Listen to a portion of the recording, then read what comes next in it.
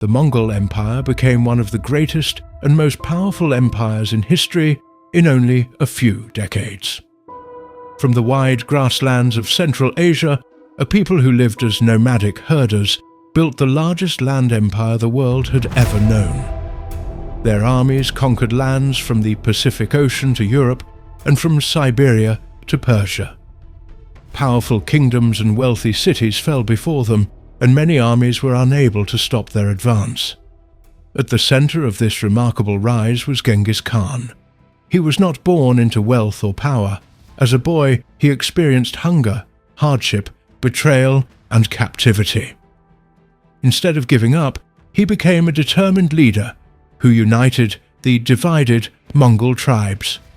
He created a disciplined army, rewarded loyalty and skill, and introduced military methods that helped his forces defeat much larger enemies. He also established laws, encouraged trade, and built an empire that continued to grow after his death. This is the story of how a people from the Mongolian steppe rose from scattered tribes to build an empire that stretched across continents.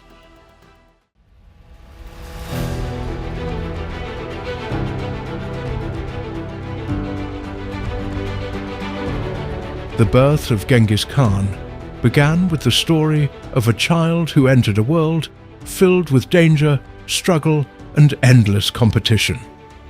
Before he became one of the most famous conquerors in history, he was simply a young boy, trying to survive on the harsh grasslands of Central Asia.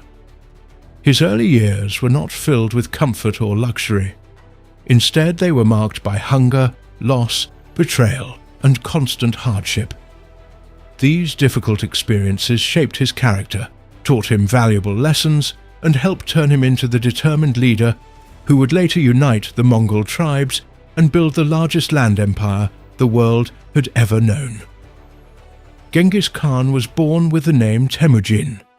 Historians generally believe he was born around the middle of the 12th century, although the exact year remains uncertain because the Mongols of that time did not keep detailed written records. Many scholars believe he was born in the year 1162, while others suggest a slightly earlier or later year. What is clear is that he was born in a period when the Mongol tribes were divided into many small groups that often fought one another for land, animals, food, and power. Temujin was born near the upper reaches of the Onon River, a beautiful area of rolling grasslands, rivers, forests, and hills in what is now northeastern Mongolia. This region was perfect for raising horses, sheep, goats, cattle, and other animals. The people who lived there did not build permanent towns or cities. Instead, they moved from place to place with their herds, following fresh grass and clean water. Their homes were round felt tents, often called yurts or jurs, which could be taken apart, carried on carts, and rebuilt whenever the family moved. Life on the steppe was very different from life in farming villages or large cities. Survival depended on skill, courage, and hard work. Every family had to care for its animals because they provided food, clothing, transportation, and wealth. Horses were especially important. They allowed people to travel great distances, hunt wild animals, protect their families, and fight enemies.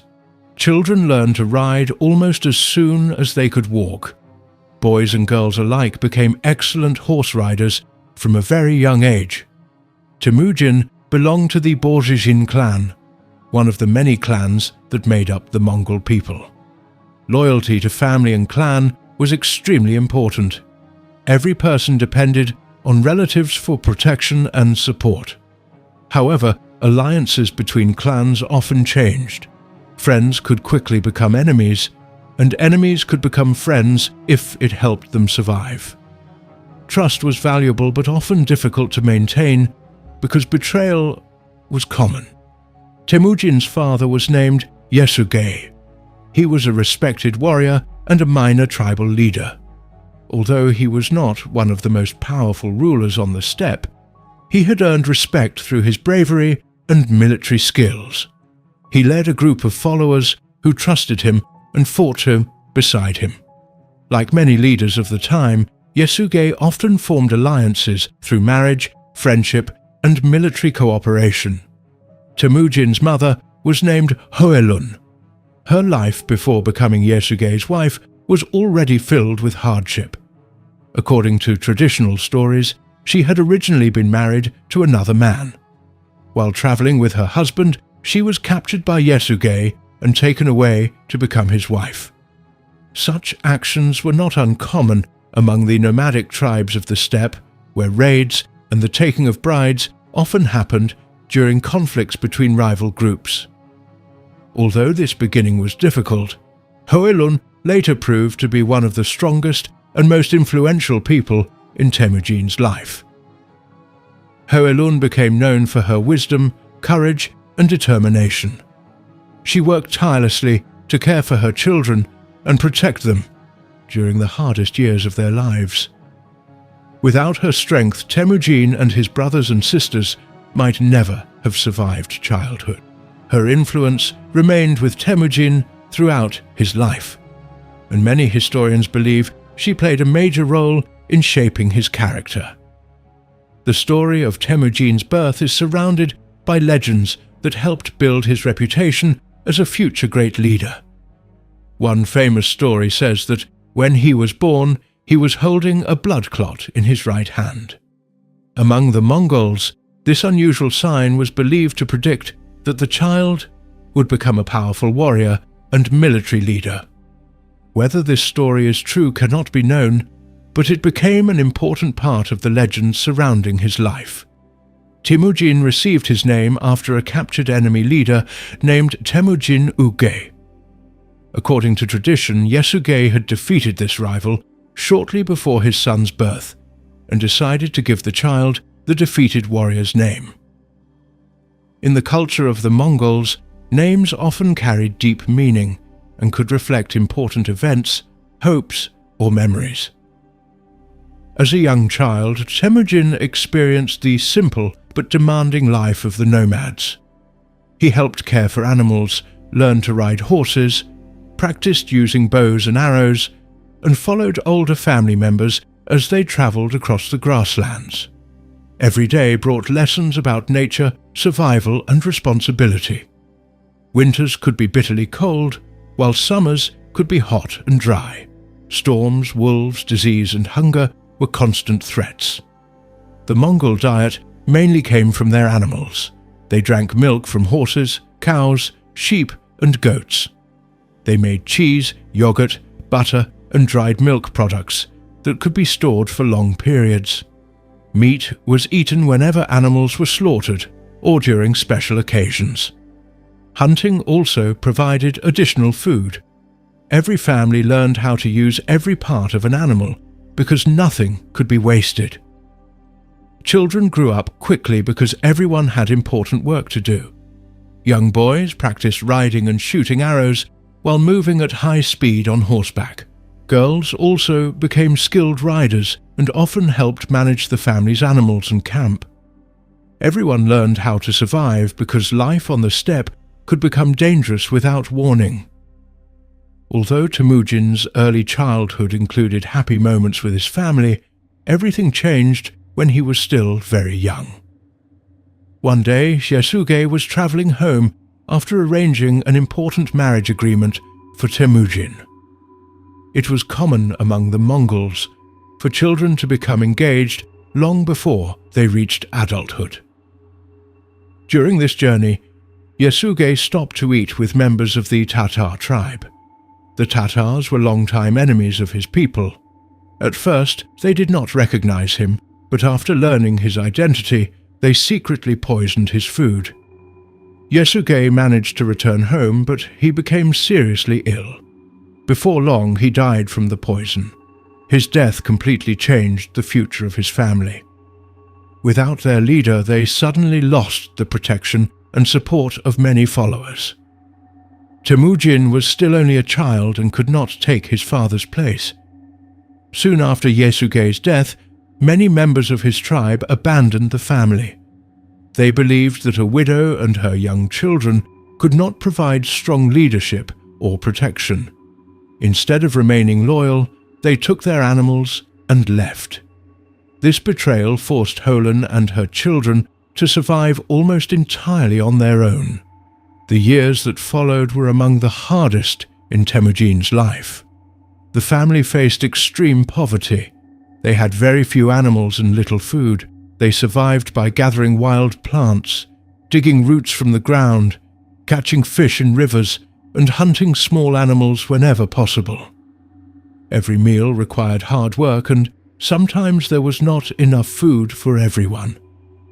Holen refused to give up despite these terrible conditions. She constantly encouraged her children to work together and remain united.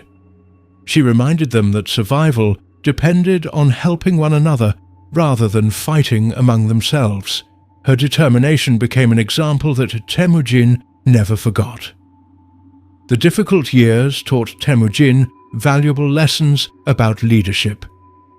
He experienced what it felt like to be abandoned by people who had once promised loyalty. He learned that trust must be earned through actions rather than words. Later in life, he rewarded those who remained loyal during difficult times and punished betrayal very harshly. Life without the protection of a powerful tribe was extremely dangerous. Rival groups often attacked weaker families to steal animals or capture people. Every day required careful attention to possible threats. Even children had to stay alert because danger could appear at any moment. As Temujin grew older, disagreements sometimes developed within his own family. One of the most famous incidents involved his older half-brother, Bekta. Food was scarce, and competition over hunting and resources created tension. According to traditional accounts, Bekta often used his age to claim the best food and assert authority over the younger children. Eventually, Temujin and his younger full brother Kasa decided they could no longer accept Bekta's behavior. They confronted him while he was away from camp and killed him with arrows. This was a shocking event because family loyalty was deeply valued among the Mongols. Temujin later admitted responsibility for the killing. The death of Bekta demonstrated the harsh realities of life on the steppe. Survival often forced people into difficult and tragic choices. Although modern readers may find the event disturbing, it reflected the intense pressures faced by families struggling with hunger and insecurity. The incident also showed Temujin's willingness to act decisively when he believed his family's future was at risk. As Temujin entered his teenage years, his reputation slowly began to grow. People noticed his courage, intelligence, and determination. However, he also attracted dangerous enemies. One rival group, known as the Taichiud, believed that Temujin might one day become a threat because of his father's former position. The Taichiud eventually captured Temujin and held him prisoner. They placed a large wooden collar around his neck, making escape extremely difficult. Such collars were designed to prevent prisoners from running away and to humiliate them before others.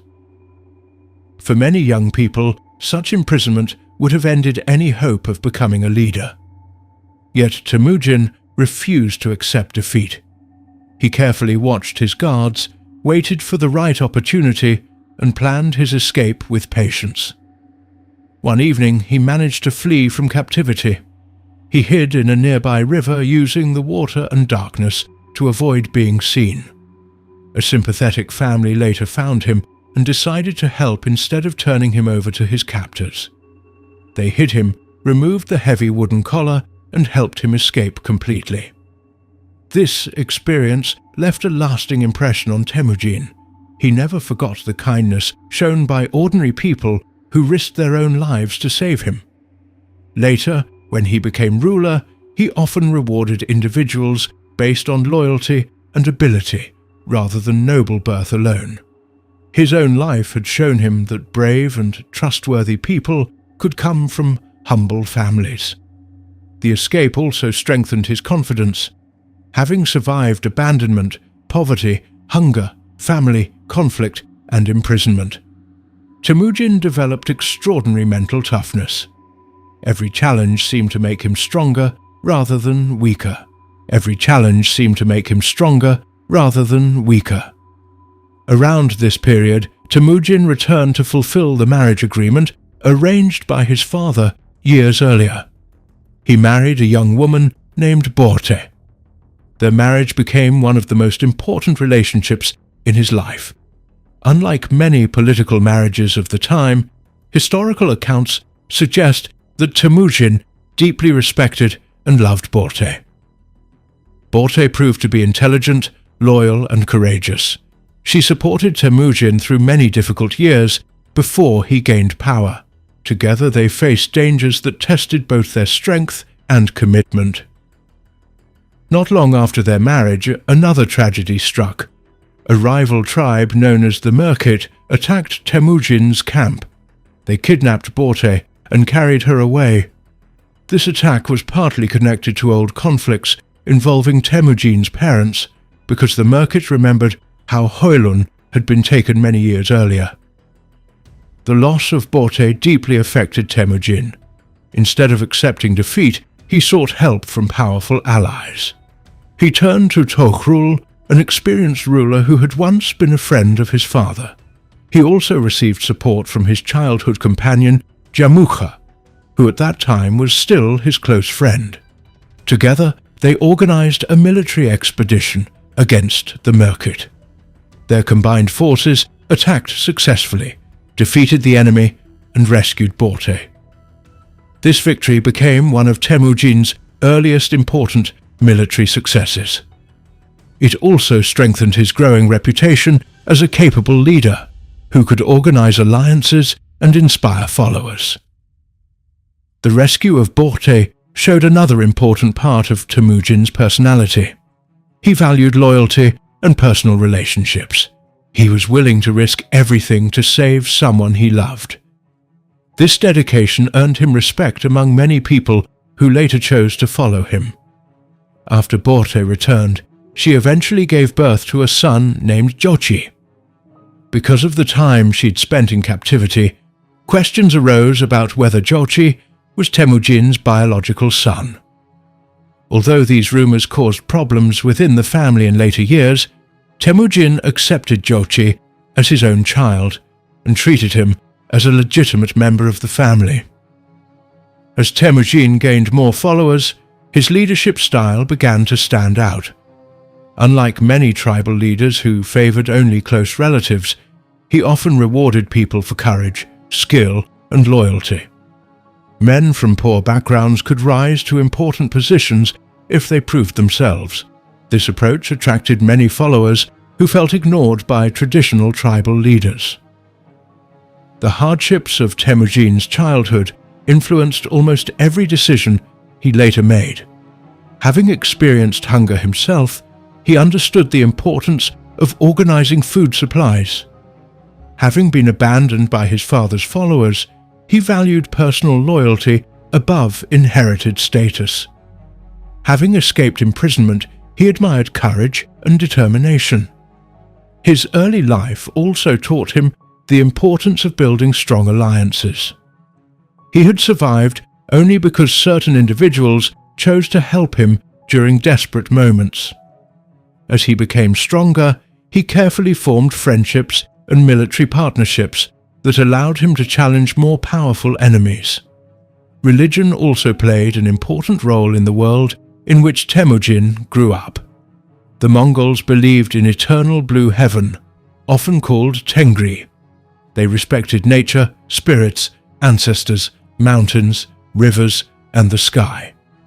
Shamans served as spiritual guides, performing ceremonies and seeking guidance from the spirit world. Temujin himself believed that heaven had chosen a path for his life. This belief later strengthened his confidence and convinced many followers that his victories had divine support. The environment of the Mongolian steppe shaped every part of Temujin's childhood. Endless grasslands stretched as far as the eye could see. Rivers provided water for people and animals. Forests supplied wood and game for hunting. Mountains offered protection, but also created difficult travel conditions. Every season brought new opportunities and new dangers. Winter storms could kill entire herds of animals. Drought could leave grass too dry for grazing. Heavy snowfall sometimes prevented animals from reaching food beneath the frozen ground. Because survival depended on nature, the Mongols learned to adapt quickly and remain flexible. Temujin absorbed these lessons from an early age. The skills learned during childhood later became major strengths in war. Constant horseback riding gave Mongol warriors incredible speed and endurance. Hunting taught them patience, teamwork, and accurate shooting with bows. Traveling across vast distances prepared them for long military campaigns that surprised enemies who believed such journeys were impossible. Temujin also learned the importance of discipline. Every mistake on the steppe could have serious consequences. Forgetting to protect animals from predators, failing to prepare for storms, or wasting food could threaten an entire family's survival. Careful planning became a habit that later helped him organize successful military campaigns. His relationship with his brothers also shaped his future leadership. Although conflicts occurred, they often worked together during dangerous times. Several of his brothers later became trusted military commanders and important supporters during the wars that united the Mongol tribes. The friendships Temujin formed during his youth were equally important. Among the Mongols, close companions sometimes formed lifelong bonds that were considered almost as strong as family relationships. These friendships could determine success or failure in both politics and war. Not all friendships lasted forever. Jamukha, once Temujin's closest companion, eventually became his greatest rival. Their growing disagreement reflected different ideas about leadership. Jamukha supported traditional noble families, while Temujin believed capable people from any background deserved opportunities. This difference eventually divided their followers and led to years of conflict. Even before becoming ruler, Temujin displayed qualities that attracted loyal supporters. He listened carefully, rewarded bravery, remembered acts of kindness, and shared both hardships and victories with his followers. Many people believed he understood their struggles because he had lived through similar difficulties himself. Stories about Temujin's early life were preserved for generations through oral tradition before being written down.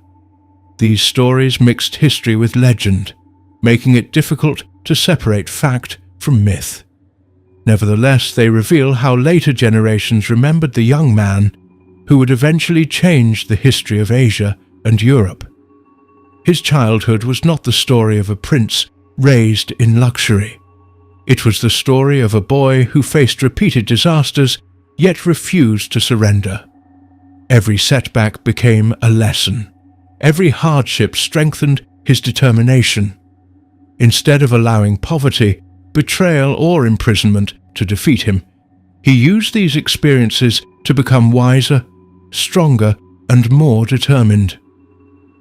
By the time Temujin reached adulthood, he had already survived challenges that many people would never experience in a lifetime. He had lost his father, watched his family abandoned, endured hunger, killed a half-brother during a family conflict, escaped from captivity, rescued his kidnapped wife, and begun gathering loyal followers. These experiences prepared him for the much greater struggles that lay ahead. The young Temujin, who rode across the lonely grasslands, could not have known that one day he would be called Genghis Khan, a title that symbolized universal leadership and immense power. Yet the qualities that made him famous were already taking shape during these early years. Courage, determination, patience, adaptability, loyalty, and the ability to inspire others all grew from the hardships of his childhood. Temujin's rise to power began during one of the hardest periods of his life. After the death of his father, Yesugei, his family lost the support of their tribe. Many people who had once followed his father decided to leave. They believed that Temujin was still too young to lead them, and that his family would no longer be able to protect or provide for them. Temujin, his mother Hoelun, his brothers, and his sisters were left alone on the open grasslands. They had very little food and almost no help from anyone. Every day became a struggle to stay alive. They survived by hunting small animals, catching fish, gathering wild plants, and using every resource they could find. These difficult years taught Temujin how to live through hardship without giving up. He learned that survival depended on patience, courage, careful planning, and the willingness to work hard. As Temujin grew older, he became determined to rebuild the position that his family had lost. He understood that no one would simply give him power. He had to earn it through his actions. He also knew that many people still remembered his father, and that some of them respected his family's name. Temujin began to travel across the steppe, meeting people from different clans and tribes. He listened carefully to their concerns and tried to build trust with them. Instead of expecting loyalty because of his birth, he showed that he was willing to stand beside those who supported him. One of the first important steps in his rise came when he sought out his childhood wife, Borte. Their marriage had been arranged while they were still young. After years of hardship, Temujin returned to her family and completed the marriage. Borte became one of the most important people in his life. She gave him emotional support and remained loyal to him through many difficult times. Their marriage also strengthened his connections with another family, giving him valuable allies.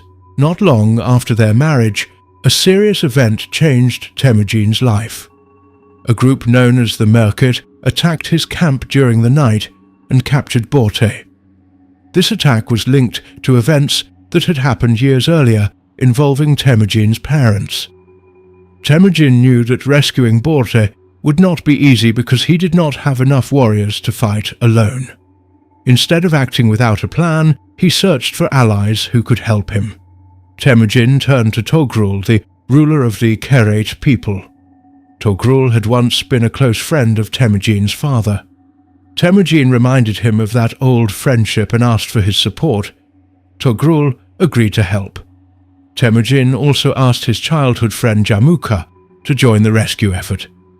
Jamuka accepted, and together they gathered their warriors. The combined force attacked the Merkit and defeated them. Borte was rescued and safely returned to Temujin. This victory gave Temujin more than the return of his wife. It also increased his reputation. Many people saw that he could organize alliances and lead successful military actions. His name began to spread across the steppe. Some families and warriors decided to join him because they believed he had the ability to protect them and lead them to success. For a time, Temujin and Jamuka remained close friends. They had grown up together and had promised loyalty to one another during their youth. However, as both men gained followers, their goals began to change.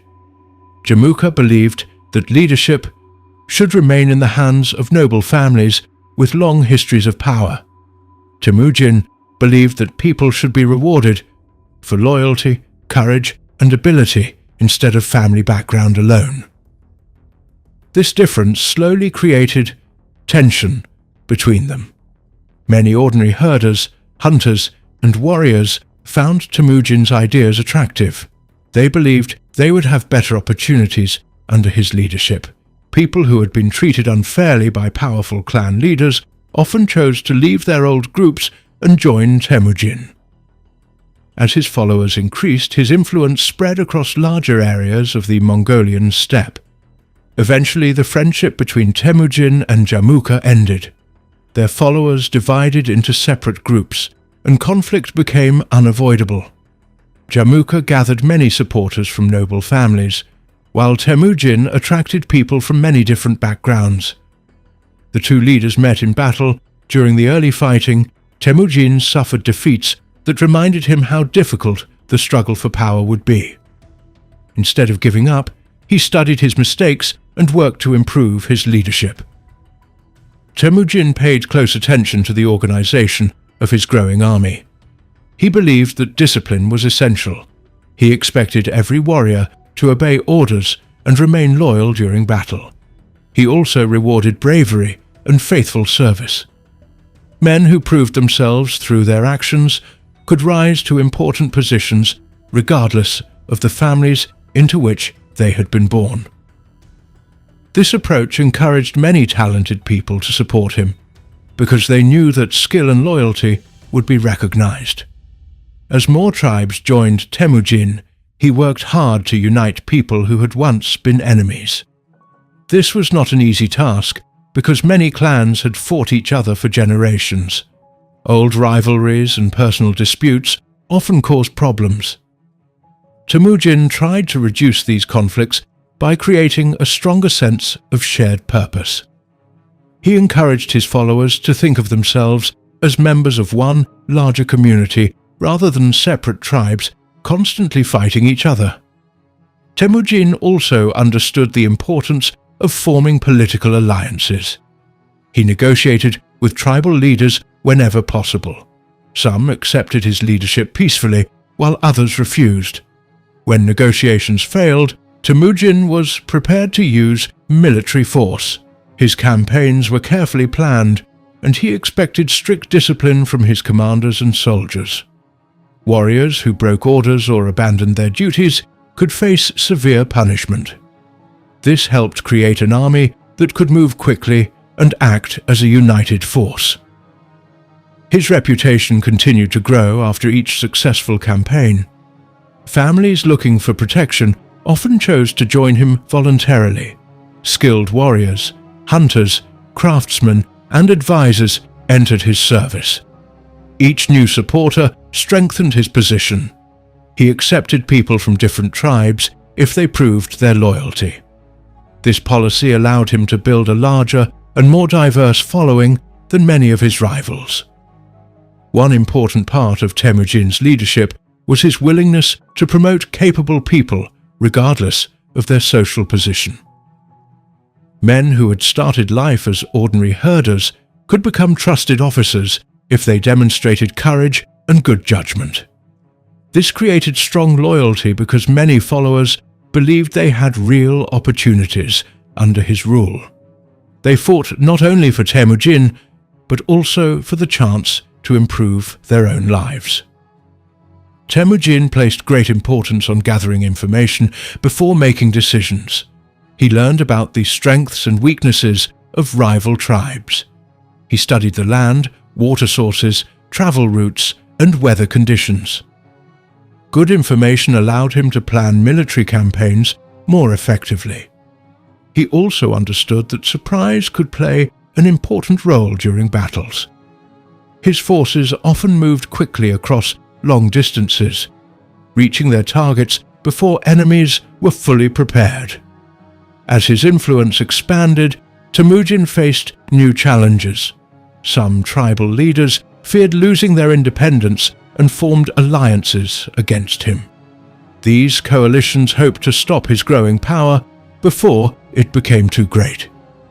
Temujin responded by strengthening his own alliances and preparing his warriors carefully. His army became known for its discipline, speed, and ability to carry out complex plans. During these years, Temujin showed that he could recover even after difficult setbacks. Defeats did not end his ambitions. Instead, they became opportunities to learn. He adjusted his strategies, replaced commanders when necessary, and improved the training of his soldiers. His willingness to learn from experience became one of his greatest strengths. Another reason for Temujin's success was his ability to inspire loyalty.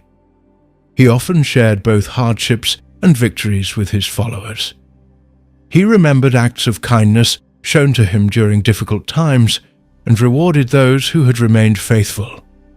At the same time, he expected complete loyalty from those who accepted his leadership. Betrayal was treated very seriously because he believed unity depended on trust. Temujin gradually defeated or absorbed many neighboring tribes. Some leaders accepted his authority after peaceful discussions. Others resisted and were defeated in battle. After victory, Temujin often welcomed surviving members into his own growing community instead of destroying them completely. This increased the number of people under his leadership and reduced the possibility of future rebellion. His conflict with Jamuka remained one of the most important struggles during his rise. Jamuka continued to gather support from powerful nobles who opposed Temujin's ideas.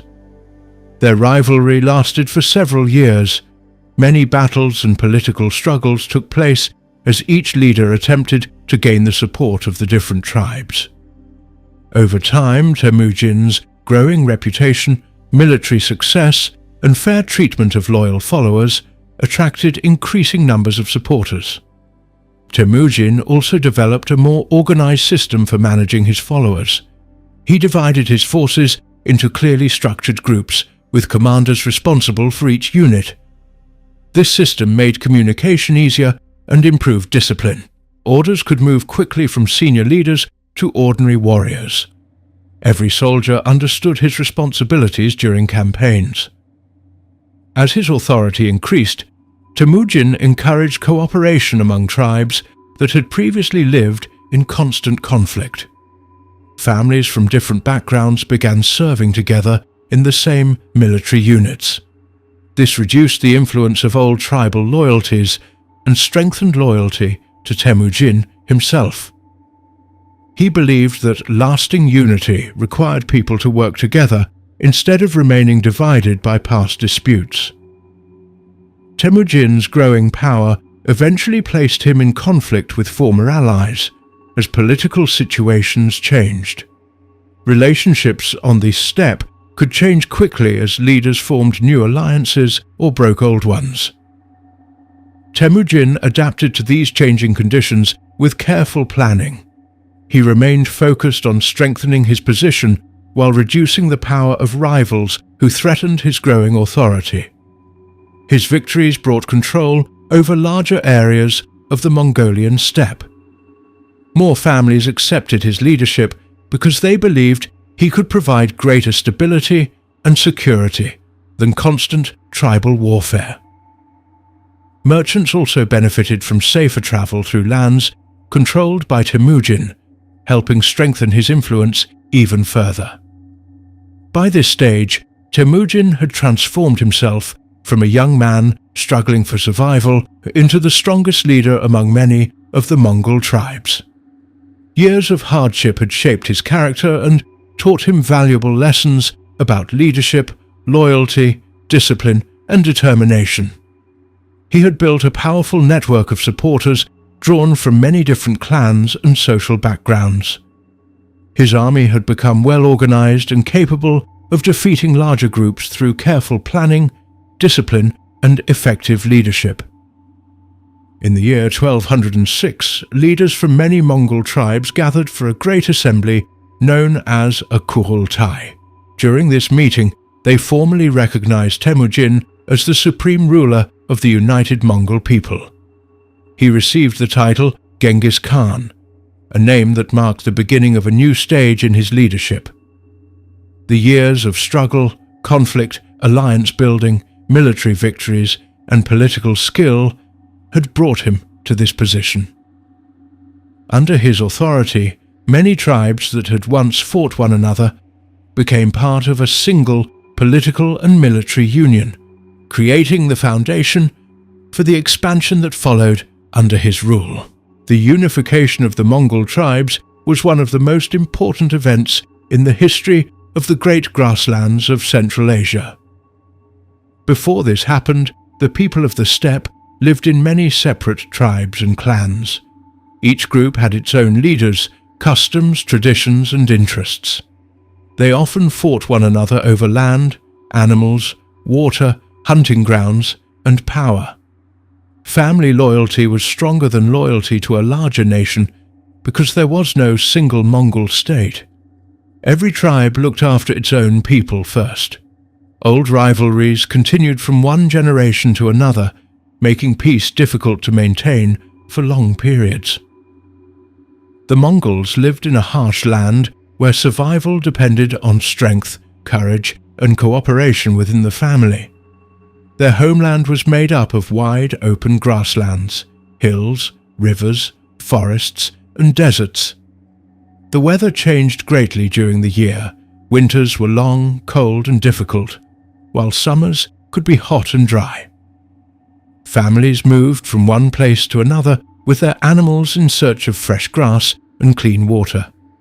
Their wealth depended mainly on horses, sheep, goats, cattle, camels, and other livestock.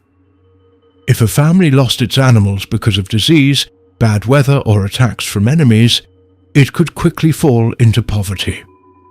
Most Mongols lived in round felt tents that could easily be taken apart and moved from place to place. These homes allowed them to travel whenever they needed, to find better grazing land. Children learned to ride horses from a very young age. They also learned to shoot arrows, hunt animals, care for livestock, and survive in difficult conditions. Boys and girls both helped with family work. Everyone had duties that supported the survival of the household. The steppe was home to many tribes besides the Mongols.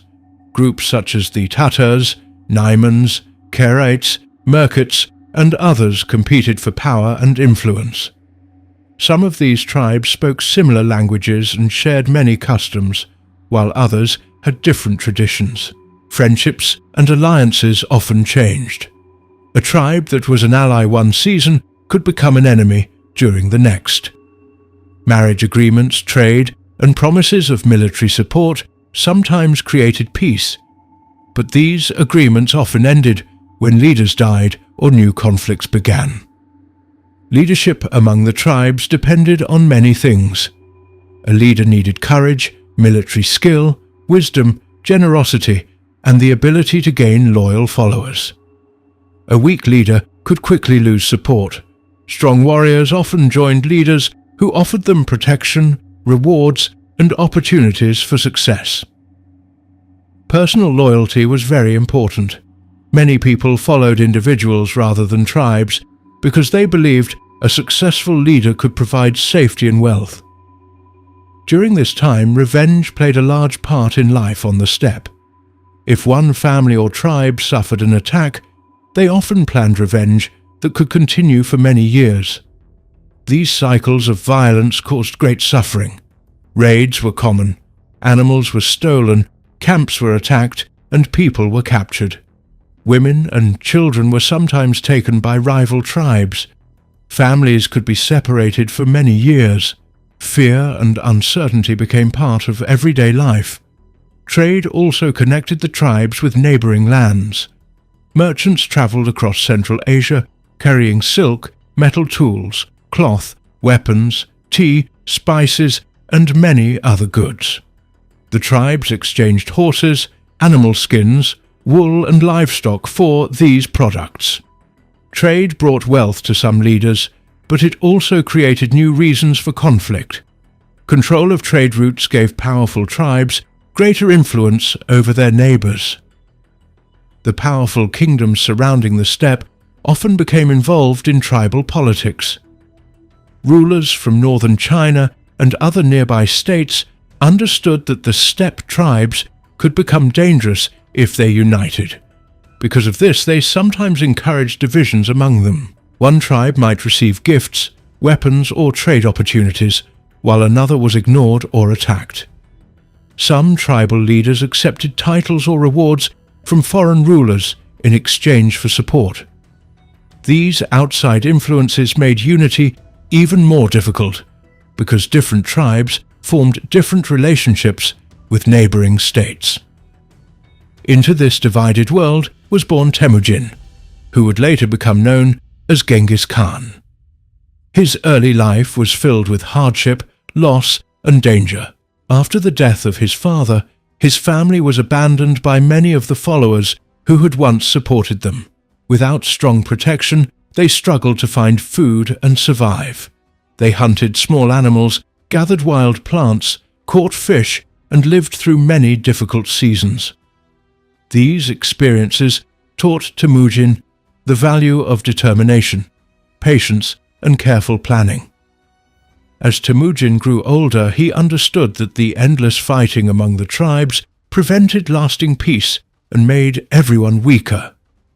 He also learned that loyalty could not always depend on family ties alone. Many people changed sides whenever it benefited them. Some leaders cared only about their own power and wealth. Temujin believed that stronger bonds could be created through fairness, shared rewards, and clear rules that applied to everyone.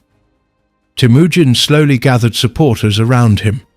Some were members of his own family, while others came from different tribes. Many had suffered under cruel leaders or had lost relatives during tribal wars.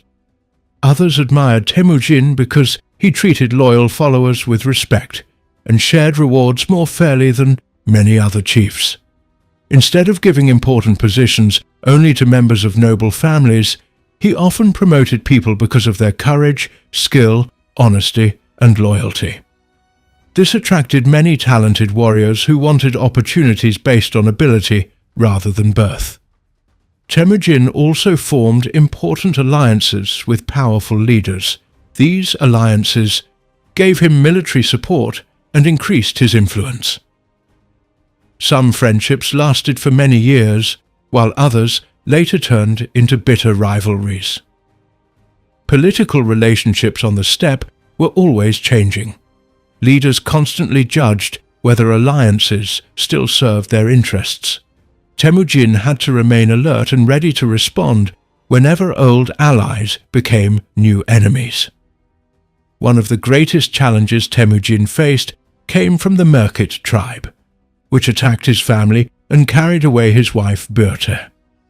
Recovering her became one of his highest priorities.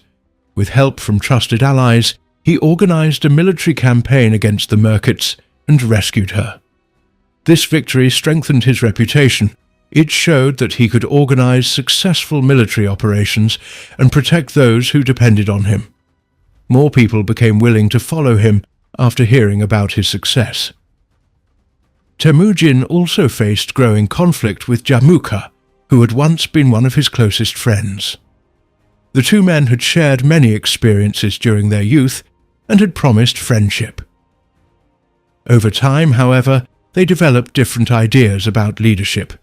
Jamuka favored the traditional system that gave greater power to noble families.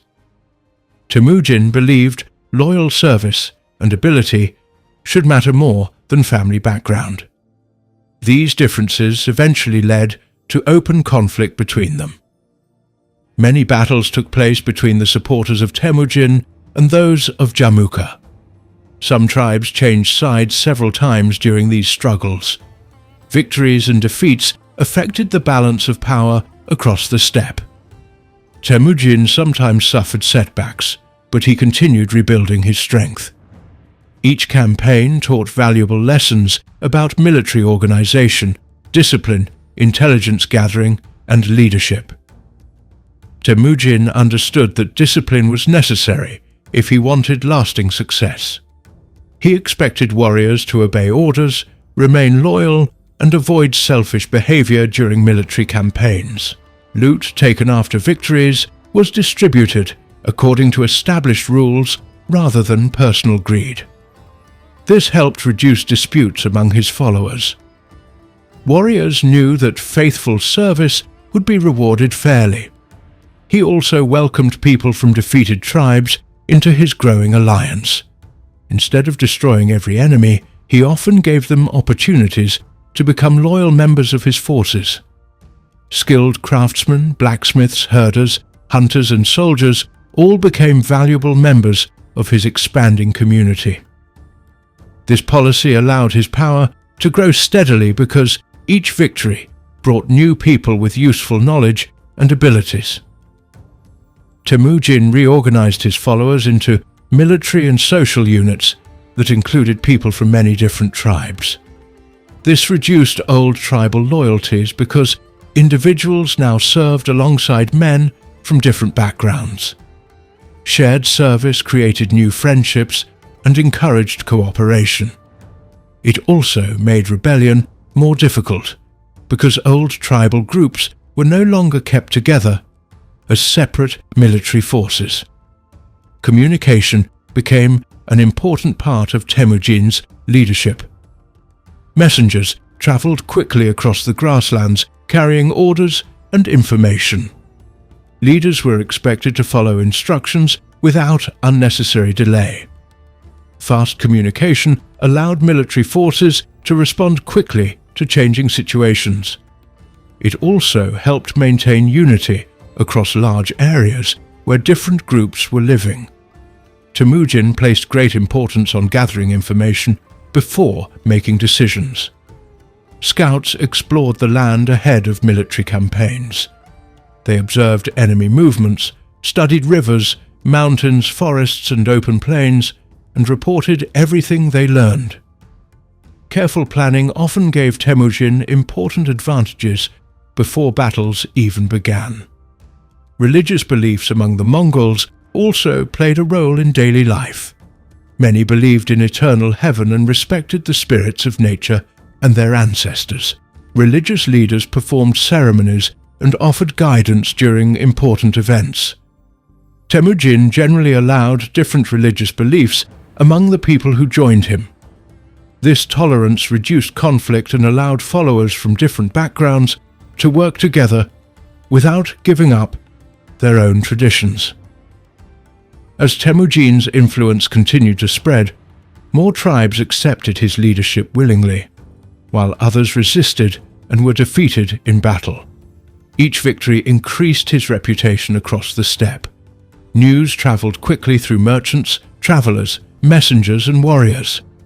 Many people believed that joining Temujin offered greater security than remaining isolated among smaller tribes constantly threatened by stronger neighbors. Some powerful tribal leaders refused to accept his authority because they feared losing their own positions. They organized alliances against him and launched military campaigns to stop his growing influence. These struggles lasted for many years and involved many difficult battles. Temujin responded by improving the organization of his army, rewarding loyal commanders, and maintaining strict discipline among his followers. As his authority expanded, Temujin introduced rules that helped reduce theft, betrayal, and violence within his growing community. Loyalty was expected from everyone, regardless of family background. Serious crimes received severe punishment because Temujin believed order was necessary for unity. Clear rules created greater trust among his followers since everyone understood what was expected. Women also played meaningful roles during this period. They managed households, cared for animals, raised children, prepared supplies, and sometimes took responsibility for entire camps while men were away on military campaigns. Some women advised leaders, arranged marriages that strengthened alliances, and helped maintain stability within their communities. Their work supported the growing strength of the united Mongol people, finally. After many years of conflict, negotiation, alliances, victories, and careful leadership, representatives of many tribes gathered at a great assembly known as a Kurultai. During this meeting, Temujin was formally recognized as the supreme leader of the united Mongol tribes and received the title Genghis Khan. This event marked the birth of a new political order across the Mongolian steppe. Many tribes that had once fought one another now accepted a single leader and became part of one united nation. Old tribal divisions did not disappear immediately, but a stronger sense of shared identity slowly developed among the people. The unification changed the organization of Mongol society in many ways. Military service became more structured. Loyalty shifted from individual tribes toward the larger Mongol state. Leaders were chosen more often because of their ability and dedication rather than only because of family connections. Trade became safer in areas under Mongol control. Cooperation between different groups increased. Resources, skills, knowledge, and military strength were brought together under one government. The newly united Mongol tribes possessed large numbers of skilled horsemen, who were accustomed to difficult conditions, long journeys, and disciplined military service. They shared common goals under Genghis Khan's leadership and followed clear rules that strengthened cooperation. The years of hardship, conflict negotiation, reform, and careful organization had transformed a divided collection of tribes into a powerful, united people whose influence would soon spread far beyond the grasslands of Central Asia. Everything began to change when Temujin gradually brought the tribes together under his leadership. Through determination, military success, careful planning, and the support of loyal followers, he united groups that had spent many years fighting each other. This process led to the creation of the Mongol nation, where loyalty to a single ruler replaced loyalty to individual tribes.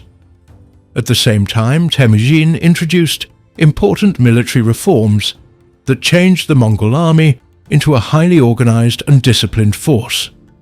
These reforms strengthened the new nation and prepared it for the campaigns that would soon expand Mongol rule across vast regions.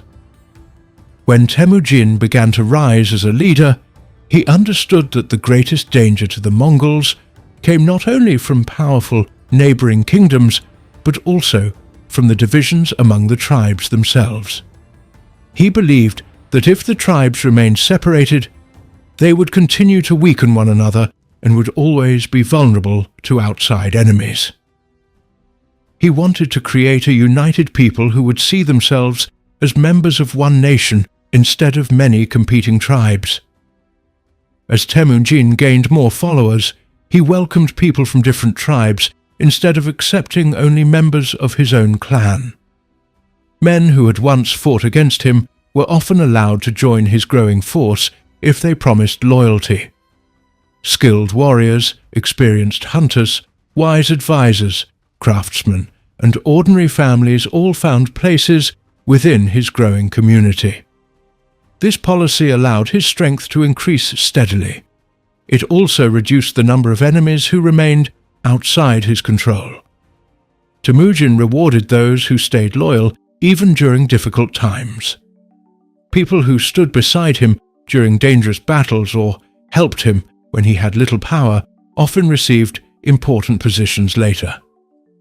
He wanted everyone to understand that loyalty would always be remembered. This created strong trust between him and many of his followers. People believed that hard work, courage, and faithful service could improve their lives regardless of the family into which they had been born. As more tribes accepted Temujin's leadership, he slowly reduced the influence of traditional tribal chiefs who had inherited power through family connections alone. Instead of allowing old noble families to control everything, he appointed leaders based on their ability. Men who proved themselves through courage, intelligence, discipline, and honesty could become commanders and officials. This changed the way leadership worked across the steppe. Many ordinary people now believed that they had opportunities that had not existed before. The process of bringing the tribes together was not peaceful. Some leaders willingly accepted Temujin because they believed unity would bring security and stability. Others refused to give up their independence. Many battles took place across the grasslands. Tribes that resisted were defeated one after another. Some leaders were captured while others fled. Many surviving members eventually joined Temujin after realizing that continued resistance would only bring more suffering. As more victories were won, Temujin's reputation spread across the steppe. Stories of his courage, determination, and leadership reached distant tribes. Some groups decided to join him without fighting, because they believed it was better to become part of his growing nation than remain isolated. Others hoped that joining him would protect them from attacks by rival tribes. Families seeking peace and stability also moved into his territory. The moment that officially created the Mongol nation came during a great gathering of tribal leaders known as a Kurultai. Representatives from many tribes assembled to decide the future of their people. During this meeting, Temujin was chosen as the supreme ruler and received the title of Genghis Khan. This title marked the beginning of a new political order. The tribes that had once been divided were now expected to act as one united nation under a single leader. The creation of the Mongol nation was more than simply placing many tribes under one ruler. Genghis Khan wanted to change how people thought about themselves. Instead of identifying only with their own clan or tribe, people were encouraged to see themselves as members of a larger Mongol nation. Their loyalty was expected to belong first to the state and its ruler. This new identity gradually became stronger as families from different tribes lived, traveled, and fought together. One of Genghis Khan's most important achievements was changing the structure of Mongol society. Tribal loyalties had often caused conflict because people usually supported relatives even when they disagreed with national interests. To reduce these old divisions, Genghis Khan mixed people from different tribes into new military and social groups. Men who had once belonged to rival tribes now served together under the same commanders. Living and fighting side by side helped build trust between people who had once considered each other enemies. These changes also made rebellion more difficult. Since military units contained members from many different tribes, it became harder for former tribal chiefs to gather followers based only on family or clan connections. Loyalty gradually shifted away from old tribal identities and towards the new Mongol state. Genghis Khan knew that military strength would determine whether his new nation survived. He therefore carried out major military reforms that transformed the Mongol army into one of the most organized fighting forces of its time. Every part of the army was carefully arranged to improve discipline, speed, communication, and cooperation. The army was organized using a decimal system. Small groups of warriors formed larger groups in an orderly structure. Each level had its own commander responsible for discipline, training, supplies, and carrying out orders. This organization allowed instructions to move quickly from senior leaders to ordinary soldiers. Every warrior understood his place within the army and knew exactly who his commander was. Commanders were usually chosen because they had shown bravery, intelligence, sound judgment, and loyalty. Family background alone did not guarantee high rank. A man who proved himself through ability could rise to important positions. This encouraged soldiers to work hard because they believed promotion depended on service rather than birth. Commanders understood that they had to continue earning the respect of their men through good leadership. Discipline became one of the strongest foundations of the Mongol army. Soldiers were expected to obey orders immediately. Disobedience, desertion, theft from fellow soldiers, and cowardice during battle were treated as serious crimes. Strict punishments helped maintain order throughout the army. Genghis Khan believed that discipline protected every soldier because success depended upon every member carrying out his duty. Training became an important part of military life. From childhood, many Mongols learned skills that later made them effective warriors. They became excellent horse riders at a young age. They practiced using bows while riding at high speed. Hunting also helped develop patience, accuracy, endurance, and teamwork. Under Genghis Khan, these traditional skills were strengthened through organized military training. Soldiers practiced moving together, following commands, and carrying out planned attacks. Every warrior usually had several horses available during military campaigns. By changing horses regularly, the army could travel long distances without exhausting the animals. Fresh horses allowed soldiers to move quickly across the open grasslands and continue their journeys for many days. This high level of mobility allowed the Mongol army to reach places that many enemies believed were too far away or too difficult to reach within a short time. The Mongol army placed great importance on preparation. Before beginning campaigns, leaders gathered information about roads, rivers, mountains, weather, local food supplies, and enemy defenses. Scouts traveled ahead to observe enemy movements and report important details. Accurate information helped commanders make careful decisions and avoid unnecessary risks. Communication within the army was highly organized. Orders were carried by trusted messengers who traveled quickly between commanders and different military units. During battles, flags, drums, horns, and smoke signals helped communicate instructions across large areas. Soldiers were trained to recognize these signals immediately, so that the army could respond quickly even during confusing situations. Genghis Khan also established an impressive messenger and relay system across his growing territory. Relay stations were placed along important routes. Fresh horses and supplies were kept at these stations so messengers could continue their journeys without long delays. This system allowed news, military orders, official messages and government information to travel much faster than before. It also strengthened communication between distant regions of the expanding Mongol nation. The army valued flexibility during military operations. Commanders could change plans when necessary, instead of following fixed methods in every battle. Soldiers learned to respond quickly to changing conditions. They were trained to work together even when unexpected problems appeared.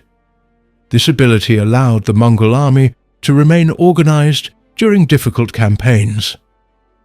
Archery remained one of the army's greatest strengths. Mongol bows were carefully made and powerful. Soldiers practiced until they could shoot accurately while riding at full speed. They trained for many years to develop strength, speed, and precision. Archers could attack while moving, making them difficult targets for enemies, who depended mainly on slower methods of fighting. The Mongol military also made use of engineers, craftsmen, and specialists from conquered lands. People with knowledge of building machines, constructing bridges, producing weapons, or breaking through city walls were welcomed into Mongol service. Their skills increased the army's ability to fight in different environments. Knowledge gathered from many cultures became part of the growing strength of the Mongol nation. Genghis Khan paid attention to supplies as well as fighting ability. Armies needed food, weapons, clothing, spare equipment, and healthy animals during long campaigns. Careful planning helped ensure that soldiers remained ready for action even when traveling across distant lands. Leaders understood that successful campaigns depended not only on bravery, but also on good organization. Laws also supported the new nation and its military system. Genghis Khan introduced a legal code often called the Yasa. Although historians continue to debate exactly how much of this code was written down. Many traditions describe rules that promoted discipline, loyalty, justice, respect for authority, protection of property, and responsibility towards the state. These laws helped create order among people from many different tribes who now lived under one government. Religious tolerance also became an important part of Genghis Khan's rule. People following different religious traditions were generally allowed to continue their beliefs as long as they remained loyal to the Mongol state and obeyed its laws. Religious leaders often received respect because Genghis Khan believed that unity within the nation was more important than forcing everyone to follow the same faith. Trade also benefited from the creation of the united Mongol nation. Constant fighting between tribes had often made travel dangerous across the steppe. As peace spread through areas under Mongol control, merchants found it easier to move goods from one region to another. Markets became more active and exchanges between different peoples increased. The government valued merchants because trade brought wealth, useful goods, new knowledge, and stronger connections with neighboring lands. The creation of the Mongol nation also changed everyday life for many ordinary families. Instead of living under constant fear of attacks from neighboring tribes, many people experienced greater security within territories controlled by Genghis Khan. Families could move with their animals across wider areas without facing as many tribal conflicts. New opportunities appeared for people willing to serve in the army, government, or administration. As the nation expanded, people from many backgrounds became part of Mongol society. Different languages, customs, skills, and traditions entered the growing state. Genghis Khan often valued useful knowledge regardless of where it came from. Administrators, scholars, craftsmen, engineers, doctors, merchants, and military experts from conquered regions all contributed to strengthening the Mongol government and army. The creation of the Mongol nation transformed a collection of divided tribes into a centralized state with organized leadership, clear laws, disciplined military forces, and a shared sense of purpose.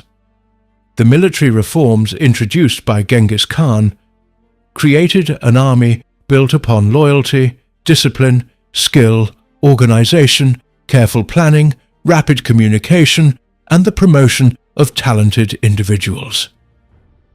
These foundations continued to shape the Mongol state as its influence spread across vast regions of Asia and beyond. After uniting the Mongol tribes and creating a strong and disciplined nation, Genghis Khan turned his attention toward the powerful kingdoms that surrounded the Mongol homeland. His goal was to protect the Mongols from future threats, gain control of important trade routes, secure valuable resources, and expand his growing empire. The first major kingdoms that faced the growing strength of the Mongol army were the Western Xia and the Jin dynasty. These two states ruled large territories in northern and northwestern China and had long histories, large populations, and strong armies. Even though they had built cities, forts, and defensive walls, they soon found themselves facing a new kind of enemy, whose speed, planning, and determination made every battle extremely dangerous. The Western Xia was located in the northwestern part of China. It was ruled by the Tangut people who had created their own kingdom many years before. Their land included deserts, mountains, fertile river valleys, and important trading centers. The kingdom stood along parts of the Silk Road, where merchants from many different lands bought and sold goods such as silk, horses, spices, metals, and precious stones. Because of its location, the Western Xia became wealthy through trade and agriculture. The rulers also built cities, temples, irrigation systems, and strong defensive forts to protect their land. The Western Xia had often dealt with the steppe tribes living to its north, including the Mongols. Sometimes they traded peacefully, while at other times they fought over land, livestock, and political influence. Before Genghis Khan united the Mongol tribes, different Mongol groups sometimes served as allies or enemies of the Western Xia, depending on changing political situations. After Genghis Khan became the leader of the Mongol nation, he wanted neighboring kingdoms to recognize his authority and avoid interfering with Mongol affairs. One reason for the conflict with the Western Xia was the kingdom's refusal to fully support Genghis Khan's growing power. The Western Xia rulers had their own political interests and did not wish to become subjects of the Mongols. Genghis Khan also understood that leaving a powerful kingdom near the Mongol homeland could become a danger in the future. By bringing the Western Asia under his control, he could protect his borders and gain access to its wealth, supplies, and skilled workers. In the year 1205, Mongol forces carried out raids against parts of the Western Xia. These attacks tested the kingdom's defences and allowed the Mongols to gather information about roads, rivers, forts, and military positions. They also captured livestock and supplies that helped prepare them for larger campaigns. The Mongol army carefully studied the land and learned how the Western Xia soldiers fought. This information became valuable during later invasions.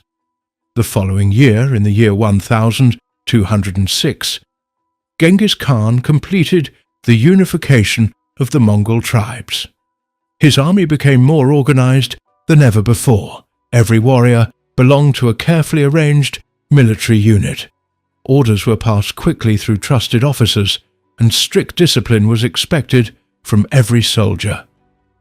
This organization allowed the Mongols to move quickly across great distances while remaining ready for battle at any moment. In the year 1209, Genghis Khan launched a full invasion of the Western Xia. The Mongol army crossed difficult deserts and mountain regions that many enemies believed would stop large armies from advancing. The Mongol soldiers travelled with great speed and carried only the supplies they truly needed. They depended heavily on their horses, which allowed them to move much faster than most armies of the time. Every warrior usually had several horses, so that tired animals could be replaced during long journeys. The Mongols attacked towns and forts one after another. Some places surrendered without fighting, because local leaders feared the destruction that resistance could bring. Other cities chose to defend themselves behind strong walls. The Mongols had little experience with large sieges before this campaign, but they quickly learned new methods. They forced captured engineers and skilled workers to help them build siege machines. These included large catapults that threw heavy stones against city walls. They also dug trenches, built protective barriers, and searched for weak points in enemy defences. One of the most important events of the campaign was the siege of the Western Xia capital. The city had thick walls and strong defences that made it difficult to capture. Genghis Khan understood that attacking without careful planning would lead to unnecessary losses. Instead, he surrounded the city and cut off many of its supplies. The Mongols also tried to flood the city by changing the course of a nearby river. The plan did not work as expected because the water damaged parts of the Mongol camp as well, but it showed that Genghis Khan was willing to use different methods to defeat his enemies. After months of pressure, the ruler of the Western Xia accepted peace. He agreed to recognize the authority of Genghis Khan, pay tribute, provide valuable goods, and send members of the royal family to strengthen political ties. The Western Xia also promised military support for future Mongol campaigns. Although the kingdom remained in existence, it had become a subject state of the Mongol Empire and was expected to obey Mongol demands. With the Western Xia under his influence, Genghis Khan turned towards a much larger and more powerful enemy, the Jin dynasty. The Jin dynasty ruled northern China and was controlled by the Jurchen people. Its territory contained many rich farming areas, large cities, and millions of people. The Jin government collected taxes, maintained a large army, and controlled important centers of trade and production. Its rulers believed they possessed enough strength to defend their lands against any attack. The relationship between the Mongols and the Jin dynasty had been difficult for many years. Earlier Jin rulers had often tried to control the steppe tribes by supporting one group against another. They encouraged rivalries among the nomadic peoples. so that no single leader would become too powerful. Before Genghis Khan united the Mongols, this policy helped the Jin maintain influence over the northern grasslands. After the rise of Genghis Khan, these old political methods became less effective because the Mongol tribes were no longer divided. There were also personal and political reasons for the conflict. Genghis Khan believed that the Jin rulers had treated the Mongols unfairly in earlier years. Some Mongol leaders had been captured or killed with Jin support. The Mongols also disliked paying tribute to the Jin rulers. After becoming the leader of a united nation, Genghis Khan no longer accepted a position of weakness. He decided that the Jin dynasty would either recognize Mongol strength or face war. In the year 1211, Genghis Khan began his great invasion of the Jin dynasty. This campaign became one of the largest military operations of his early reign. Thousands of Mongol horsemen crossed into Jin territory through mountain passes and open grasslands. The Jin army tried to block their advance by defending important routes, but the Mongols moved in different directions at the same time, making it difficult for the defenders to stop every attack. One of the earliest major battles took place at Yehuling. During this battle, the Mongol army defeated a much larger Jin force. The victory was achieved through careful planning, excellent communication, and disciplined attacks. The Mongols took advantage of the difficult landscape and prevented the Jin soldiers from fighting together as one united force. Many Jin troops were killed or captured, and the defeat greatly weakened the dynasty's ability to defend its northern territories.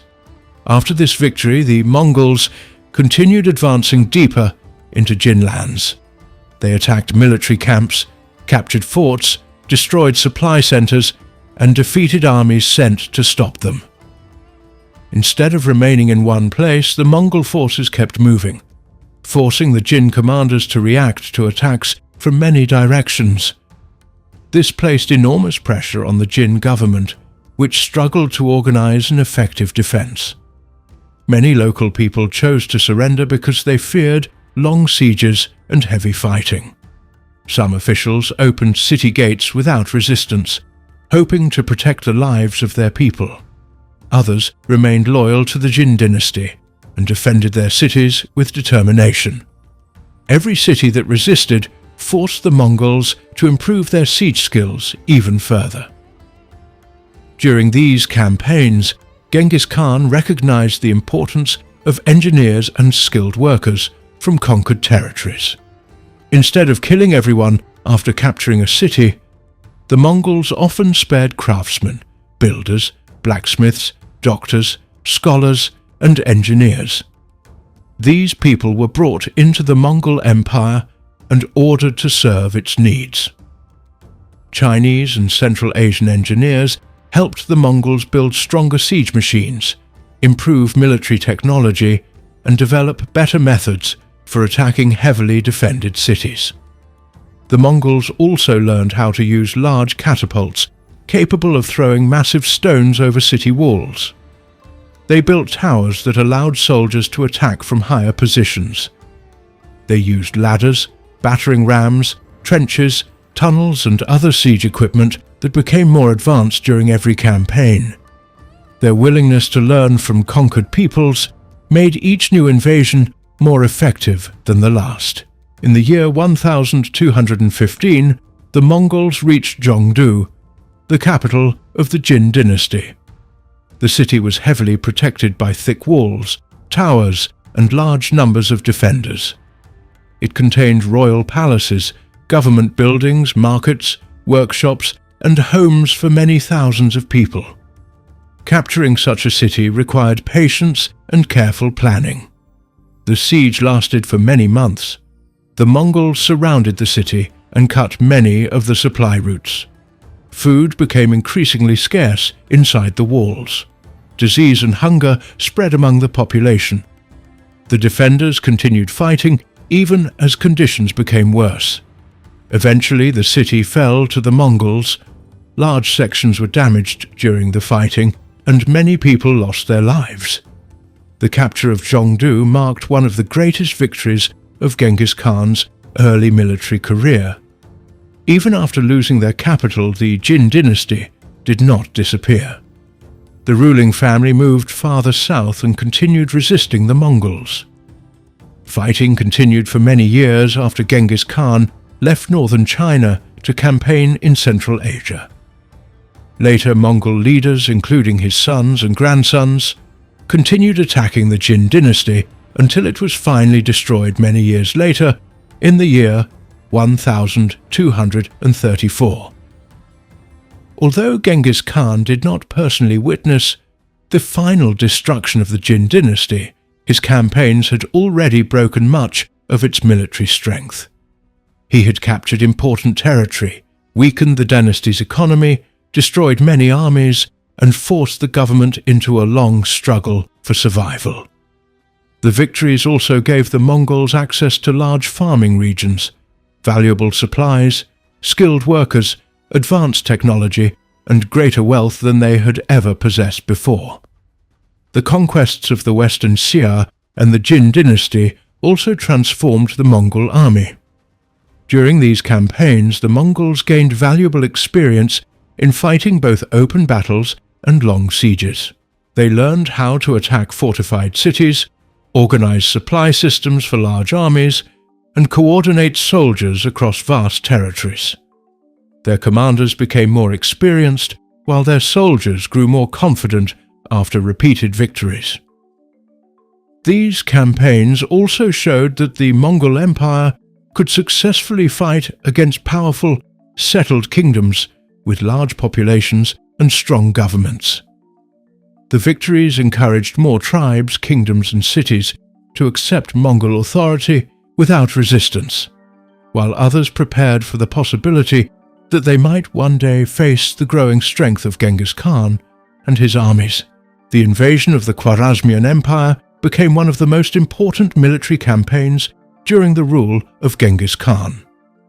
It changed the history of a large part of Central Asia and opened the way for the Mongol armies to move farther into lands that had never before faced them. The campaign did not begin because Genghis Khan wanted immediate war. At first, he wanted peaceful trade and friendly relations with the Khwarezmian Empire. He understood that trade could bring wealth to both sides, and he wanted merchants to travel safely between his lands and the cities of the empire. The Khwarezmian Empire was rich and powerful, with many large cities, busy markets, fertile farming areas, and important trade routes that connected East Asia, Central Asia, the Middle East, and parts of Europe. At that time, the Khwarezmian Empire was ruled by Shah Muhammad II. His empire stretched across a vast area that included lands that are now part of Uzbekistan, Turkmenistan, Kazakhstan, Afghanistan, Iran, and neighboring regions. Many different peoples lived under his rule. The empire contained wealthy cities such as Otrar, Bukhara, Samarkand, Urgench, Nishapur, Merv, Balkh, and many others. These cities were famous for trade, learning, farming, skilled workers, and beautiful buildings. Merchants from many countries visited them to buy and sell goods. Scholars, craftsmen, and travelers also gathered in these places because they were important centers of culture and knowledge. After uniting the Mongol tribes and strengthening his rule, Genghis Khan wanted to build peaceful relations with nearby states. He sent a large caravan of merchants carrying valuable goods to the Khwarezmian Empire. These merchants hoped to trade peacefully and return with products that could be sold in Mongol lands. They also carried a message showing that Genghis Khan wished to establish friendly ties with the Khwarezmian ruler. When the caravan reached the city of Otrar, the local governor became suspicious. His name was Inalchuk, who was also known by another title.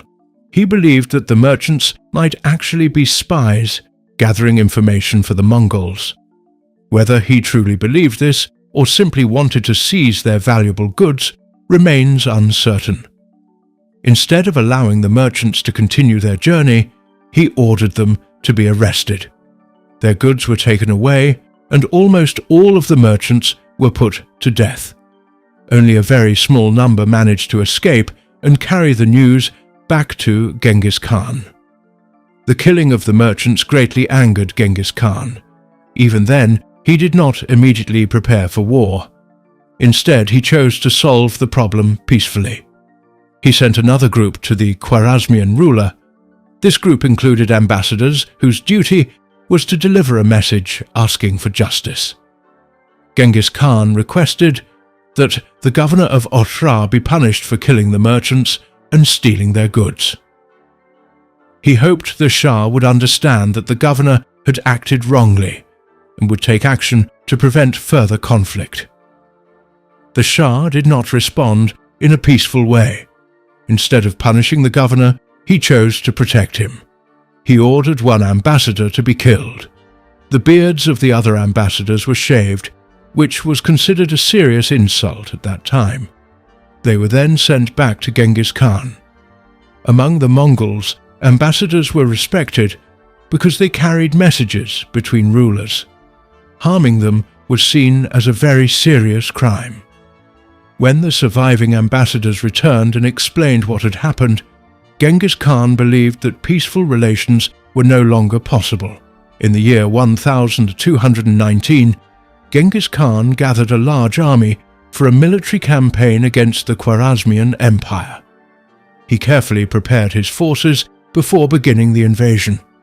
His sons and trusted generals took part in the campaign. The Mongol army included experienced horsemen, skilled archers, engineers, scouts, and officers who had already fought many successful battles. Their military organization allowed them to move quickly across great distances while remaining disciplined and well supplied. The Mongol invasion began with attacks on important frontier cities. Otrar became one of the first major targets because it was where the merchants had been arrested and killed. The city was strongly defended, and its walls made it difficult to capture. The siege lasted for several months. The Mongol army surrounded the city, blocked supplies from entering, and launched repeated attacks. Eventually, part of the city's defences failed after betrayal from within. Mongol soldiers entered the city and captured it. The governor was arrested after trying to escape. He was later executed for his role in the deaths of the merchants. While the siege of Otrar continued, other Mongol forces moved toward different parts of the empire. Instead of keeping the whole army together, Genghis Khan divided it into separate groups that attacked different cities at the same time. This strategy created confusion because the defenders did not know where the main attack would come from. Messages between cities became difficult to send, and many local commanders were left to defend themselves without help. One of the greatest successes of the Mongols came during their advance toward Bukhara. The Mongol army crossed areas that many people believed were too difficult for a large force to travel through. Their unexpected arrival surprised the defenders. The city was not fully prepared for such a sudden attack. Some defenders resisted, but the Mongols eventually gained control. Many soldiers inside the city were defeated, and the city came under Mongol rule. After capturing Bukhara, the Mongol army continued toward Samarkand, one of the richest and most important cities in the empire. Samarkand had strong walls and a large defending force. The Shah had gathered many soldiers there, including men from different parts of his empire. Despite these preparations, problems quickly appeared among the defenders. Some soldiers lost confidence while others surrendered or deserted. The Mongol army used siege weapons, careful planning, and constant attacks to weaken the city's defences. After only a short period of resistance, Samarkand fell into Mongol hands. As the Mongols captured one city after another, Shah Muhammad found it increasingly difficult to organize an effective defense. Instead of bringing his armies together, For one large battle, he moved from place to place, hoping to avoid capture and gather new forces. This decision weakened the empire because many cities had to defend themselves without support from the central government. Local leaders often faced the Mongol armies alone. Some resisted fiercely while others surrendered in the hope of saving their people. Genghis Khan ordered his commanders to continue advancing across the empire. Different Mongol armies spread into many regions, capturing towns, villages, and important roads. They prevented enemy forces from joining together. Their scouts gathered information about the land, the movement of soldiers, and the condition of each city. This information helped Mongol commanders decide where to attack next. Two famous Mongol generals, Subutai and Jebe, were given the task of pursuing Shah Muhammad. They led fast-moving forces across mountains, deserts and plains while searching for the ruler. The Shah continued to flee from place to place because he feared being captured. His authority weakened as more cities fell under Mongol control. Many local officials no longer received clear orders, and the empire became increasingly divided. Shah Muhammad eventually reached an island in the Caspian Sea after a long journey. His health became worse during this difficult period. In the year 1220, he died while still in hiding. His death left the empire without strong central leadership. His son Jalal al-Din continued to resist the Mongols in several battles, but he faced enormous difficulties because much of the empire had already been overrun. Many cities continued to resist even after the Shah's death. Some defended themselves with great determination because they hoped the Mongols would eventually leave. The Mongol armies answered these acts of resistance with severe punishment. Cities that resisted for a long time often suffered great destruction after being captured. Many buildings were damaged or destroyed. Large numbers of people were killed, while others were taken prisoner. Skilled workers, craftsmen, engineers, and artisans were often spared because the Mongols wanted to use their knowledge in other parts of the growing empire. The city of Urgench proved especially difficult to capture because of its location and strong defences. Fighting there became fierce and lasted longer than many other battles during the campaign. The streets became battlefields as Mongol soldiers fought against determined defenders. After the city finally fell, it experienced widespread destruction, and much of its population suffered greatly. Other famous cities, including Merv, Nishapur, Balkh, and Herat, also faced Mongol attacks during the campaign or in the years immediately afterward. Some cities surrendered early, hoping to avoid destruction, while others resisted. The outcome often depended on the decisions made by local rulers, military commanders, and city leaders. In places where resistance continued, the Mongol response was often extremely harsh. Large parts of these cities were damaged, and many lives were lost. The destruction caused by the invasion affected farming, trade, and daily life across much of the region. Irrigation systems that supplied water to farms were damaged in many areas. Fields were abandoned as people fled or were killed. Trade routes became unsafe for a time because many towns and cities had been destroyed during the fighting. Families were separated, and thousands of people were forced to leave their homes in search of safety. The fall of the Khwarezmian Empire also opened new routes for further Mongol campaigns. After defeating the empire, Mongol armies continued moving into other regions, including parts of the Caucasus, Eastern Europe, Persia, and the Middle East. Commanders gained valuable knowledge about new lands, different peoples, and important trade routes.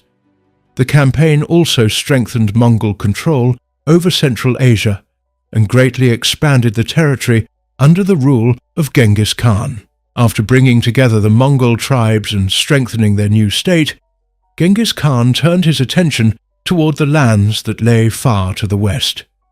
These regions included the wealthy cities of Central Asia, the powerful Khwarezmian Empire, the open grasslands north of the Caspian Sea, the forests of Russia, and the kingdoms of Eastern Europe.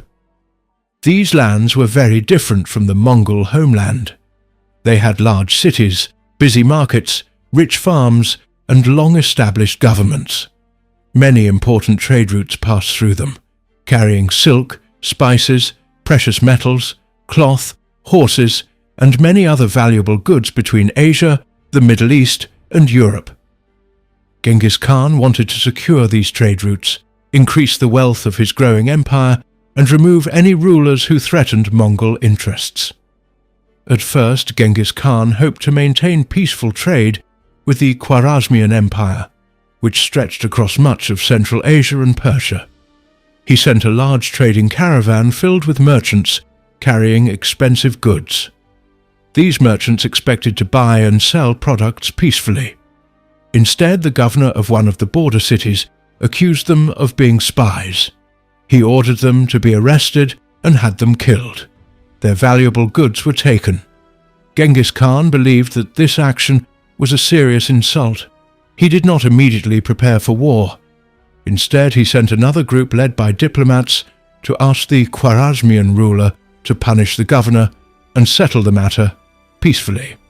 The Khwarezmian ruler refused to accept responsibility. Instead of respecting the Mongol diplomats, he had one of them killed and the others humiliated before sending them back. This was considered a grave offense because diplomats were expected to be protected. Genghis Khan decided that peaceful relations were no longer possible. He gathered a large Mongol army and prepared for a massive military campaign into Central Asia. The invasion began during the early years of the 13th century. The Mongol army crossed mountains, rivers, deserts, and open plains with remarkable speed. They divided their forces into several groups so they could attack many places at the same time. This confused the defenders because they never knew where the next attack would happen. Mongol commanders carefully studied roads, rivers, water sources, and mountain passes before moving forward. They also gathered information from local people, merchants, scouts, and prisoners. This planning allowed them to move quickly while keeping their army supplied. One of the first important targets was the city of Otrar, where the trading caravan had been attacked. The Mongols surrounded the city and began a long siege. They cut off supplies and blocked anyone from entering or leaving. The defenders resisted for many months. Eventually, the Mongols broke through the city's defenses.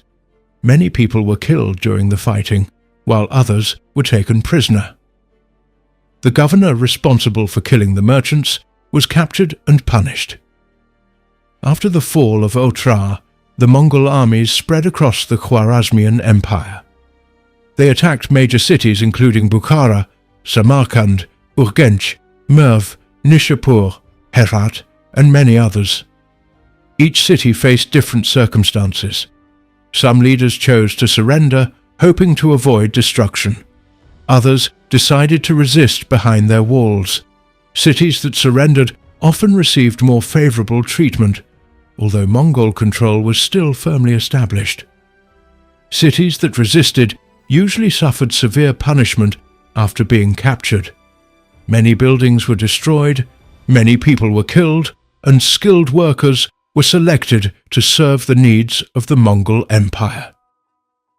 The capture of Bukhara became one of the most famous events of the campaign.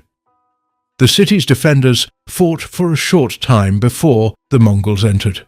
The soldiers who continued resisting were defeated. Many citizens surrendered after realizing further resistance would bring greater losses. The city came under Mongol rule, and its wealth was taken by the conquerors. The Mongols collected food, animals, weapons, and valuable goods to support their army as it continued westward. Samarkand was another important center of trade, learning, and government. It was heavily defended with large walls and many soldiers. The Mongols surrounded the city and launched attacks from different directions. Some defenders lost confidence and surrendered. Others continued fighting but were eventually defeated. The city fell after intense fighting. Skilled craftsmen, engineers, builders, metalworkers, and other valuable workers were spared and sent to different parts of the Mongol Empire where their knowledge could be used. Urgench proved much harder to conquer because of its location, strong defences, and determined defenders. Fighting continued for a long period.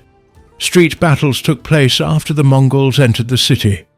Many buildings were damaged during the struggle. Large numbers of people died before the city finally came under Mongol control. The campaign showed that even the strongest cities could fall if they became isolated and surrounded. The Khwarezmian ruler fled from one place to another as the Mongol armies advanced. He tried to gather new forces, but many of his supporters lost hope after seeing city after city captured. He eventually escaped toward an island in the Caspian Sea, where he died not long afterward. His son continued the struggle for some time. He gathered soldiers and fought several battles against the Mongols. Although he showed courage and military skill, he could not stop the steady advance of the Mongol armies. He eventually escaped toward the Indian subcontinent after suffering defeat. As Mongol forces entered Persia, many cities experienced heavy fighting. Some surrendered peacefully, while others resisted for weeks or months. The Mongols used siege machines, ladders, catapults, and engineers to break through walls and gates. They also dug tunnels beneath city walls and blocked rivers when necessary. Their engineers came from many different parts of Asia and had experience attacking fortified cities.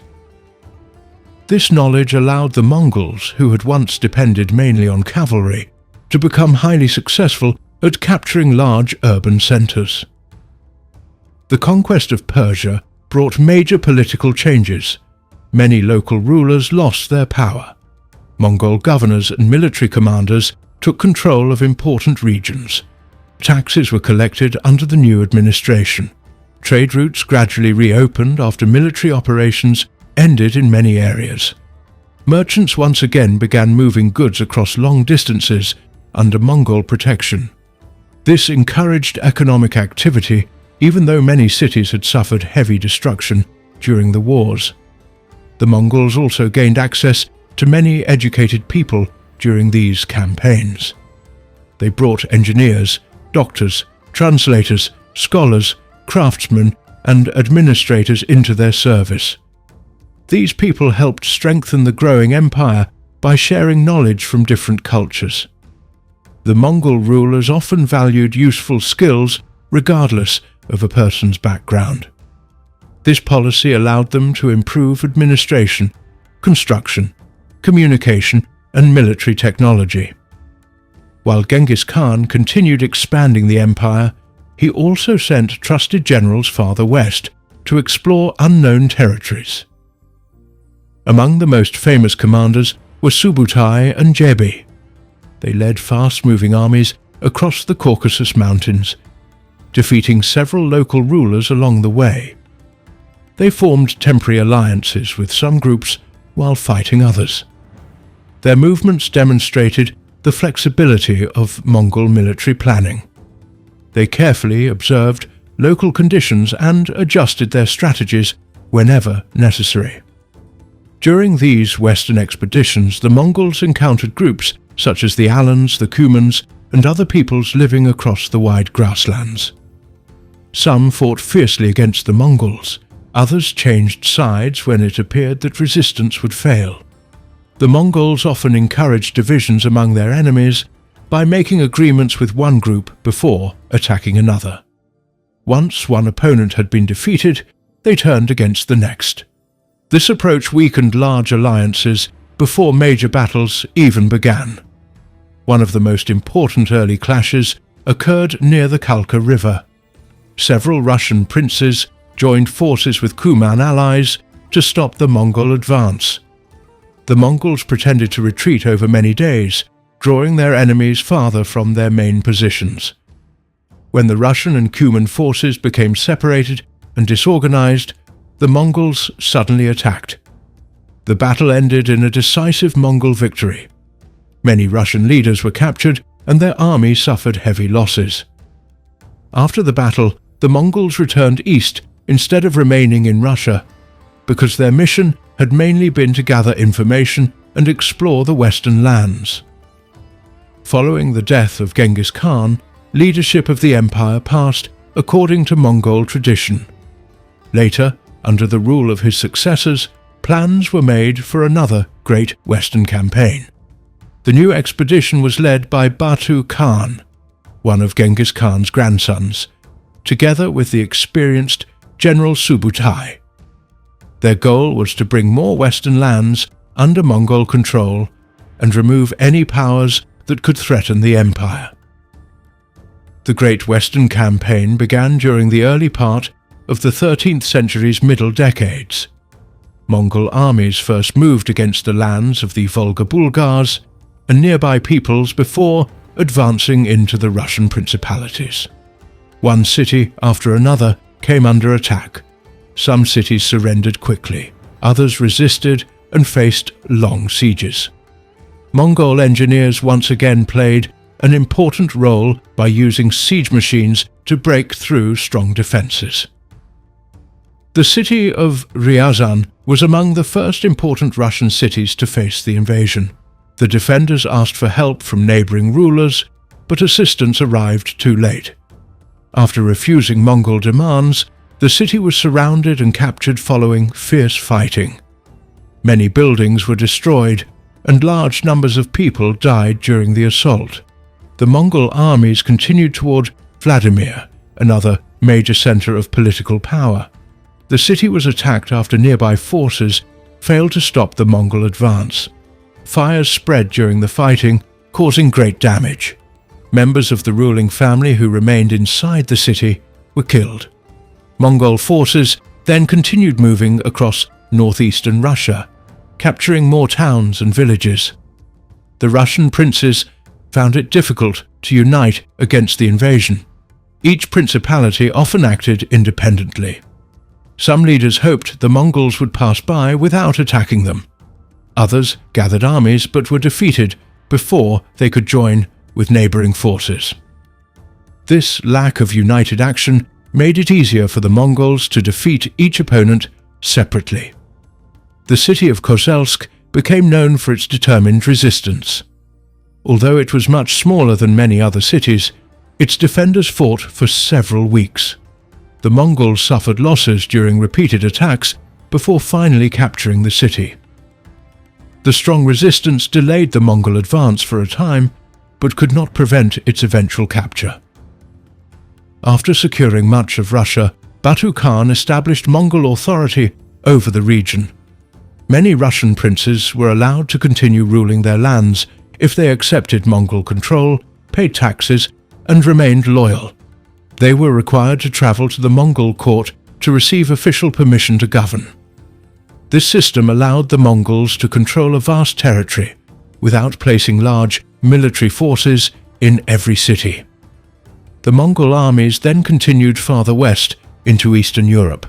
They entered Poland and Hungary through different routes. By dividing their forces, they prevented European rulers from concentrating all their armies in one place. Mongol commanders remained in close communication despite operating across very large distances. In Poland, Mongol forces defeated local armies during several battles. One of the most famous was the Battle of Legnica. European knights, soldiers and volunteers gathered to stop the invasion. The Mongols used careful planning, discipline and coordinated attacks. The defending army was defeated and several important leaders died during the battle. After securing their objectives, the Mongols did not remain in Poland for long because their main campaign continued farther south. At almost the same time, another Mongol army entered Hungary. King Bela IV gathered a large force to defend his kingdom. The decisive battle took place near the Sajo River at the Battle of Mohi. Subutai carefully planned attacks from several directions. Mongol engineers built bridges and found crossing points that allowed their forces to surround the Hungarian army. After intense fighting, the Hungarian forces were defeated. Many soldiers died while trying to escape across rivers and open ground. Following this victory, much of Hungary lay open to the Mongol advance. Many towns and villages suffered destruction. Some people fled into forests, mountains, marshes, or fortified places to escape the fighting. Others accepted Mongol authority when resistance became impossible. Food shortages and disease affected many communities after the military campaigns because farms, homes, and supplies had been damaged. The Mongols also sent smaller forces into nearby regions, including parts of Croatia, Serbia, and other neighboring lands. Local rulers struggled to organize an effective defense because the Mongols moved rapidly and attacked from different directions. Fear spread across many parts of Europe as reports of the invasions reached distant kingdoms.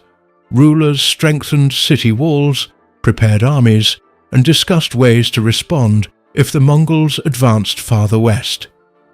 Despite their military success, the Mongols did not continue deeper into Western Europe at that time. News reached Batu Khan that the Great Khan had died in Mongolia.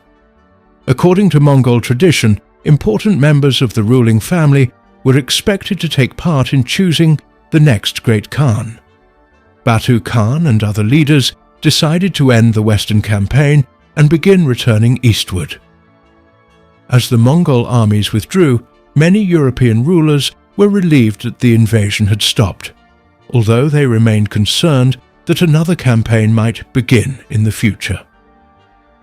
The Western campaigns greatly expanded the Mongol Empire. Large areas of Central Asia, Persia, Russia, and parts of Eastern Europe came under Mongol influence or direct control. Important trade routes connected these regions with the rest of the empire. Messengers, merchants, officials, and travelers moved across long distances under Mongol protection. New systems of administration were introduced, taxes were organized, and communication between distant provinces became more efficient. The campaigns also changed the political structure of many regions, bringing new rulers, new systems of government, and lasting changes to the lives of millions of people. The death of Genghis Khan marked an important moment in the history of the Mongol Empire. By the time his life came to an end, he had united the Mongol tribes, created a powerful military system, and led successful campaigns across a huge part of Asia. His rule had changed the political map of many regions. Kingdoms and empires that had existed for many years had been defeated, and many new lands had become part of Mongol rule. Even though he was feared by many enemies, he was respected by his followers because they believed he had given them strength, unity, wealth, and new opportunities. His death created great sadness among the Mongols, but it also raised important questions about who would lead the growing empire and how such a large territory would be governed. During the final years of his life, Genghis Khan continued to lead military campaigns. One of his last major campaigns was against the Western Xia Kingdom in northwestern China. The rulers of Western Xia had earlier accepted Mongol authority, but later refused to fully support the Mongols during military operations.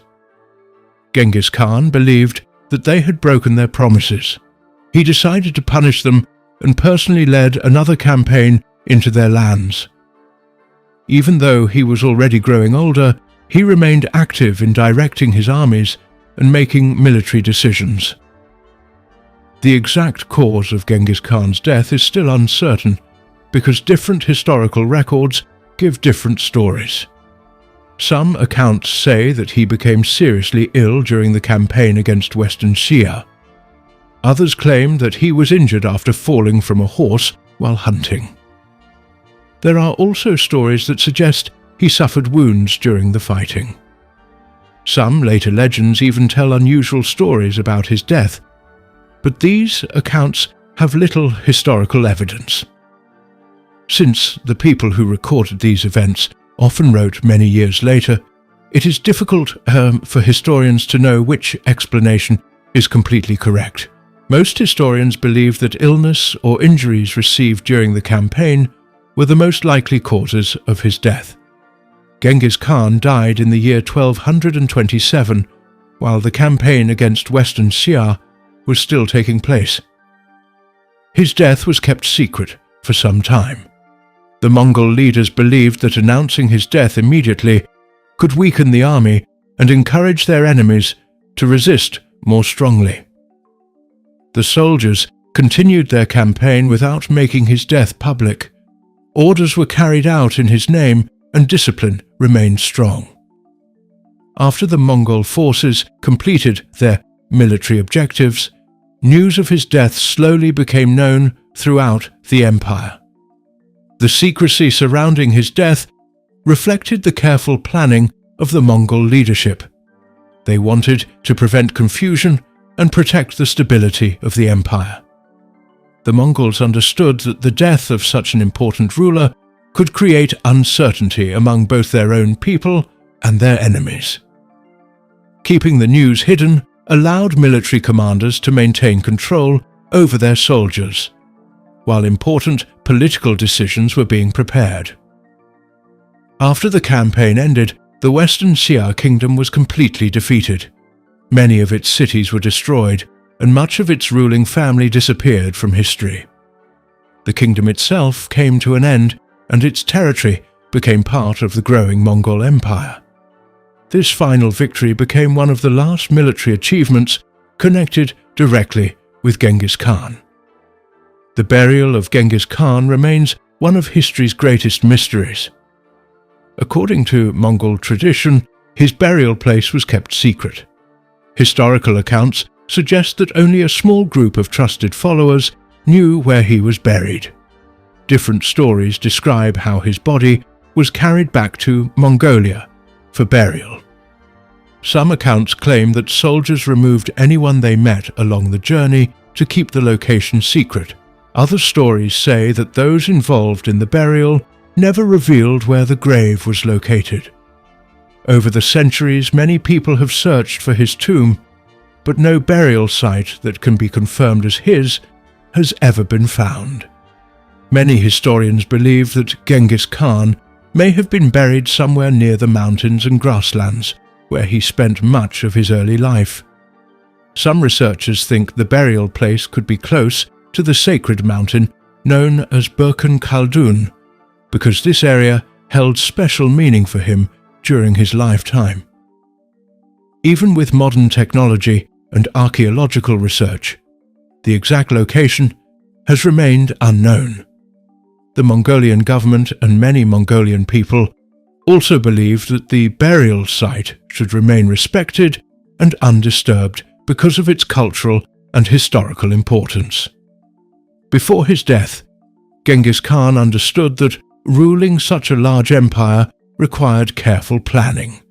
He had several sons, but not all of them were considered suitable to become the next great Khan. His eldest son, Yochi, had experienced disagreements with both his father and his younger brother, Chagatai. Questions about Yochi's birth had also created tension within the royal family, because some people doubted whether he was truly Genghis Khan's biological son. Although Genghis Khan accepted Yochi as his son, these arguments caused problems among the princes. Yochi died before his father, making it impossible for him to become the next ruler of the empire. His death meant that another son would have to take leadership. Chagatai was respected for his strict support of Mongol law, but many believed that his harsh personality could create conflict with other members of the royal family. Genghis Khan therefore selected his third son, Ogedei, as his preferred successor. He believed that Ogedei had a calmer nature and could work more successfully with the different branches of the royal family. Even though Genghis Khan had chosen Ogedei, Mongol tradition required that the final decision should be confirmed by a great meeting called the Kurultai. This gathering brought together leading princes, military commanders, and important nobles from across the empire. They discussed major political issues, selected rulers, and made important decisions affecting the Mongol state.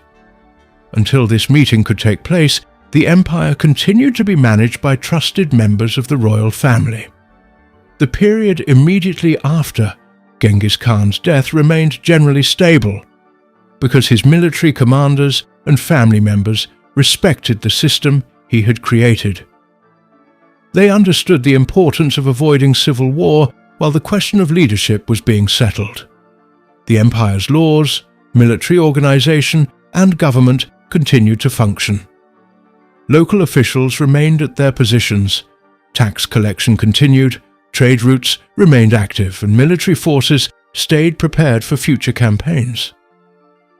Some time after Genghis Khan's death, the Kurultai officially chose Ogedei as the new Great Khan.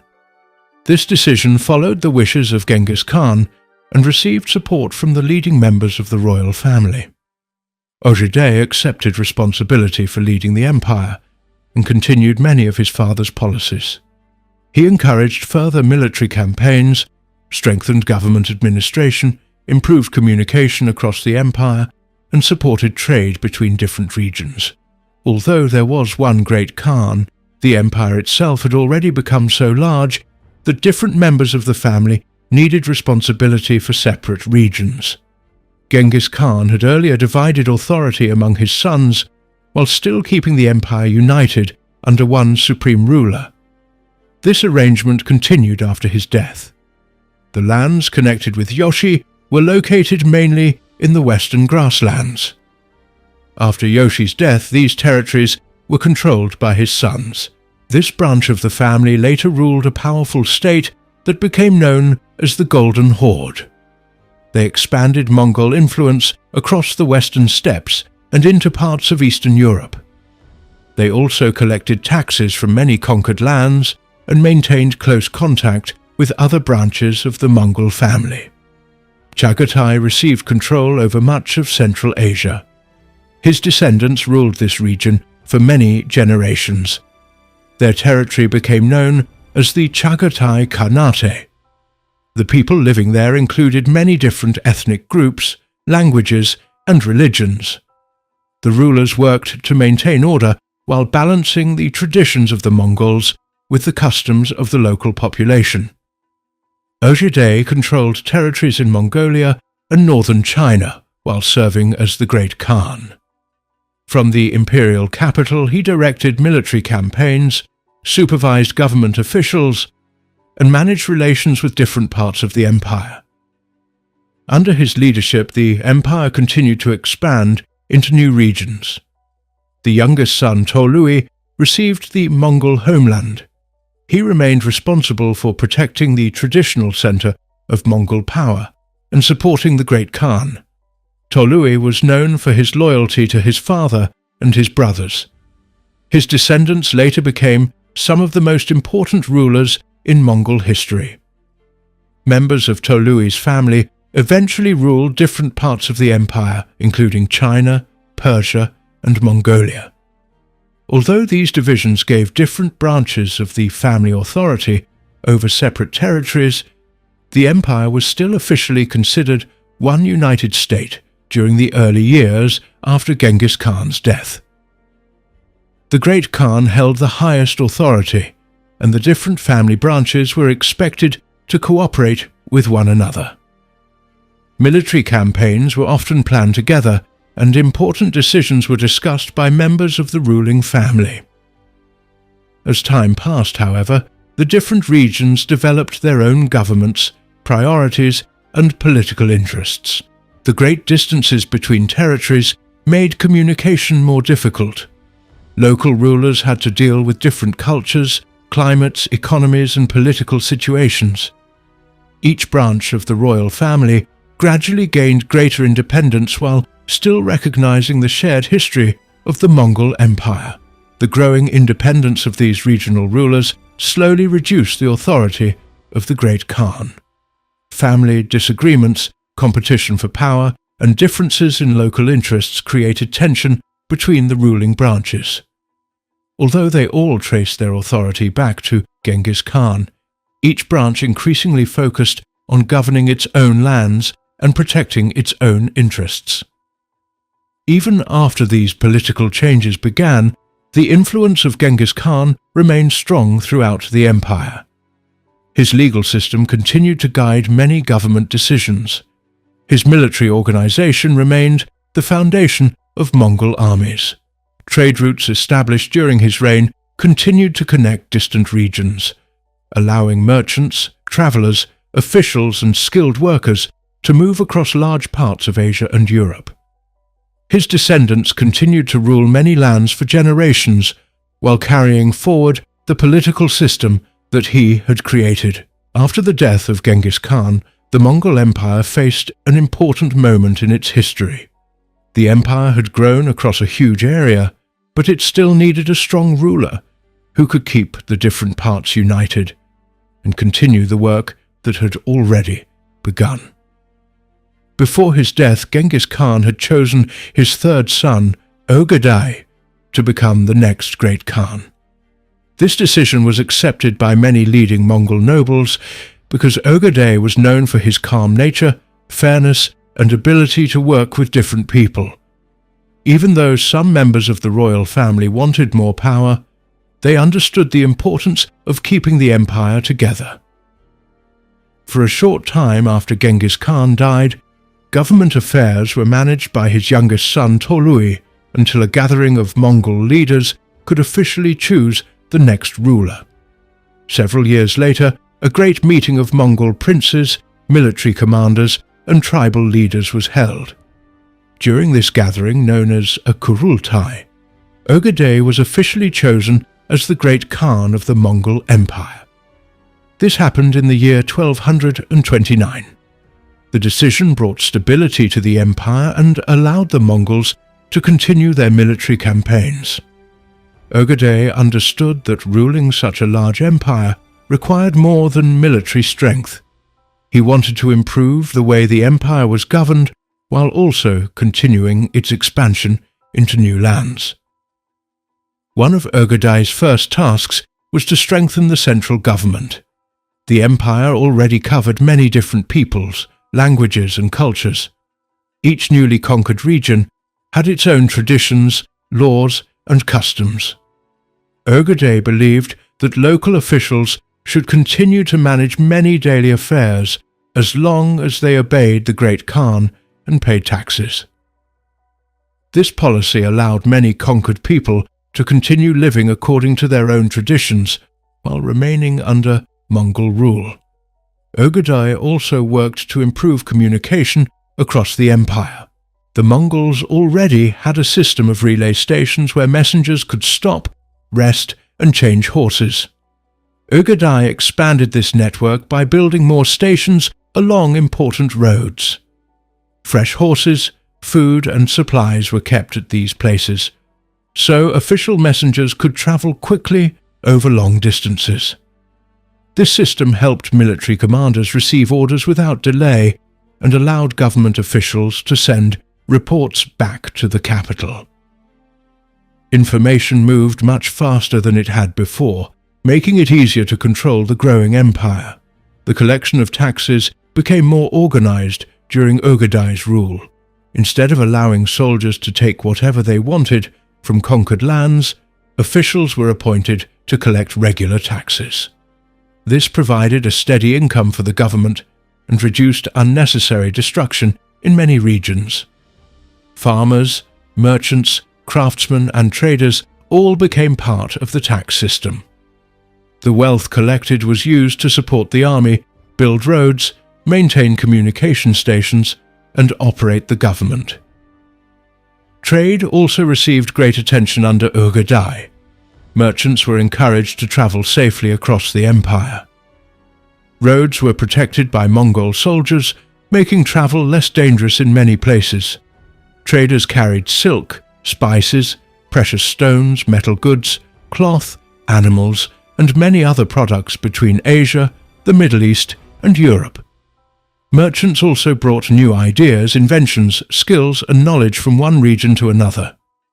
The large size of the empire made it possible for many trade routes to remain open under a single government. Ogedei selected Karakoram as the main capital of the empire. The city became an important political and administrative centre. Workers built government buildings, homes, workshops, markets, and places for visitors from many different countries. Skilled craftsmen from conquered lands were brought to the city to produce weapons, tools, clothing, jewelry, and other valuable goods. Diplomats, merchants, religious leaders, and travellers visited Karakoram from distant regions, making it a busy meeting place for many cultures. Although Ogedei focused on governing the empire, he also continued the military expansion that his father had begun. The Mongol armies remained highly disciplined and well organized. They moved quickly across long distances and followed carefully planned strategies. Military leaders worked together closely and shared information through the empire's communication system. Soldiers were expected to obey orders without hesitation, and strict discipline remained an important part of Mongol military life. One of the largest campaigns during Ogedei's reign was the invasion of northern China. The Jin dynasty had fought against the Mongols for many years. Strong cities, large armies, and defensive walls made the fighting difficult. The Mongols surrounded cities, cut off supplies, and used siege machines built with the help of engineers from different parts of Asia. These machines threw heavy stones, broke city walls, and damaged defensive towers. Long periods of fighting slowly weakened the Jin dynasty. Mongol armies attacked one city after another, forcing defenders to surrender or face assault. Some cities resisted for many months, while others opened their gates after seeing the strength of the Mongol army. Crops, roads, and supply lines were controlled by the Mongols, making it difficult for the Jin armies to receive food and equipment. Over time, the Jin government lost more territory and became weaker. The final defeat of the Jin dynasty took place during Ogedei's reign. After years of warfare, the last Jin ruler could no longer defend his remaining lands. Mongol forces captured the final strongholds, bringing an end to the dynasty. The conquest of northern China gave the Mongols control over rich farmland, large cities, skilled workers, and important trade routes. This victory greatly increased the wealth and resources of the empire. While fighting continued in China, other Mongol armies moved westward into new regions. One of the greatest military campaigns of Ogedei's reign was the invasion of Eastern Europe. The great Khan ordered his nephew Batu Khan to lead this campaign. Batu was supported by the experienced General Subutai, who had served under Genghis Khan for many years. Subutai carefully planned each stage of the invasion, using detailed information gathered by scouts and spies before the armies advanced. The Mongol forces first entered the lands of the Volga Bulgars and then moved into the territories of the Rus principalities. At that time, the Rus lands were divided into many separate states, ruled by different princes. These rulers often argued among themselves and found it difficult to unite against the Mongols. This division made it easier for the invading armies to defeat each principality one after another. Many important cities were attacked during the invasion. Some defended themselves with great determination, while others surrendered before long sieges could begin. Mongol soldiers surrounded cities, blocked roads, and prevented supplies from entering. Siege machines broke walls and destroyed defensive structures. Fires spread through many towns during the attacks. Large numbers of people were killed, while others became prisoners. Many settlements were badly damaged, and surviving populations faced severe hardship. The city of Kiev was among the most important places captured by the Mongols. After a difficult siege, Mongol forces entered the city, causing widespread destruction. The fall of Kiev marked a major change in the history of Eastern Europe. Many surrounding territories soon accepted Mongol rule, paying tribute to avoid further attacks. After conquering the Rus lands, the Mongol armies advanced farther into Europe. They entered Poland and Hungary, defeating local armies that attempted to stop them. Mongol commanders divided their forces into different groups that attacked from several directions. This created confusion among their enemies and prevented them from forming a strong united defense. In Poland, Mongol forces defeated armies made up of local knights and soldiers. Important towns suffered damage during the campaign, and many people fled from the advancing armies. After achieving their objectives, the Mongols continued moving across Central Europe. At the same time, Batu Khan and Subutai led another army into Hungary. The Hungarian king gathered soldiers from different regions to defend his kingdom. A major battle took place near the Sajo River. The Mongols carefully planned their attack, crossing the river and surrounding much of the Hungarian army. The battle ended with a decisive Mongol victory. Large parts of Hungary were left open to further invasion, and many towns and villages experienced destruction. The Mongols continued moving across Hungary, reaching areas close to Western Europe. News of their victories spread quickly across many kingdoms. Rulers became deeply concerned and began preparing their defenses. Some expected that the Mongol armies would continue advancing farther west. However, while the campaigns in Europe were still taking place, important news reached the Mongol commanders. Kublai Khan had died in the year 1241. According to Mongol tradition, leading members of the royal family needed to gather to choose the next great Khan. Batu Khan and many senior leaders decided to return east instead of continuing their campaigns farther into Europe. This decision ended the large Mongol advance into western parts of Europe. During Ogedai's reign, Mongol rule also became stronger in Central Asia, Persia, and other conquered regions. Governors were appointed to supervise provinces, collect taxes, maintain order, and report directly to the central government. Local rulers who accepted Mongol authority were often allowed to remain in office as long as they remained loyal and paid tribute. Those who resisted faced military action. Religious freedom continued to be an important policy under Ogedai. People who followed different religions were generally allowed to worship according to their own beliefs. Buddhist monks, Muslim scholars, Christian priests, and followers of traditional beliefs lived within the empire. Religious leaders were often given protection, and many were excused from paying certain taxes. This policy helped reduce unrest in many conquered regions. Ogedai also encouraged skilled workers to serve the empire. Engineers, doctors, metalworkers, builders, writers, translators, and craftsmen from many different lands were brought together to work on government projects. Their knowledge helped improve military equipment, construction, medicine, trade, and administration.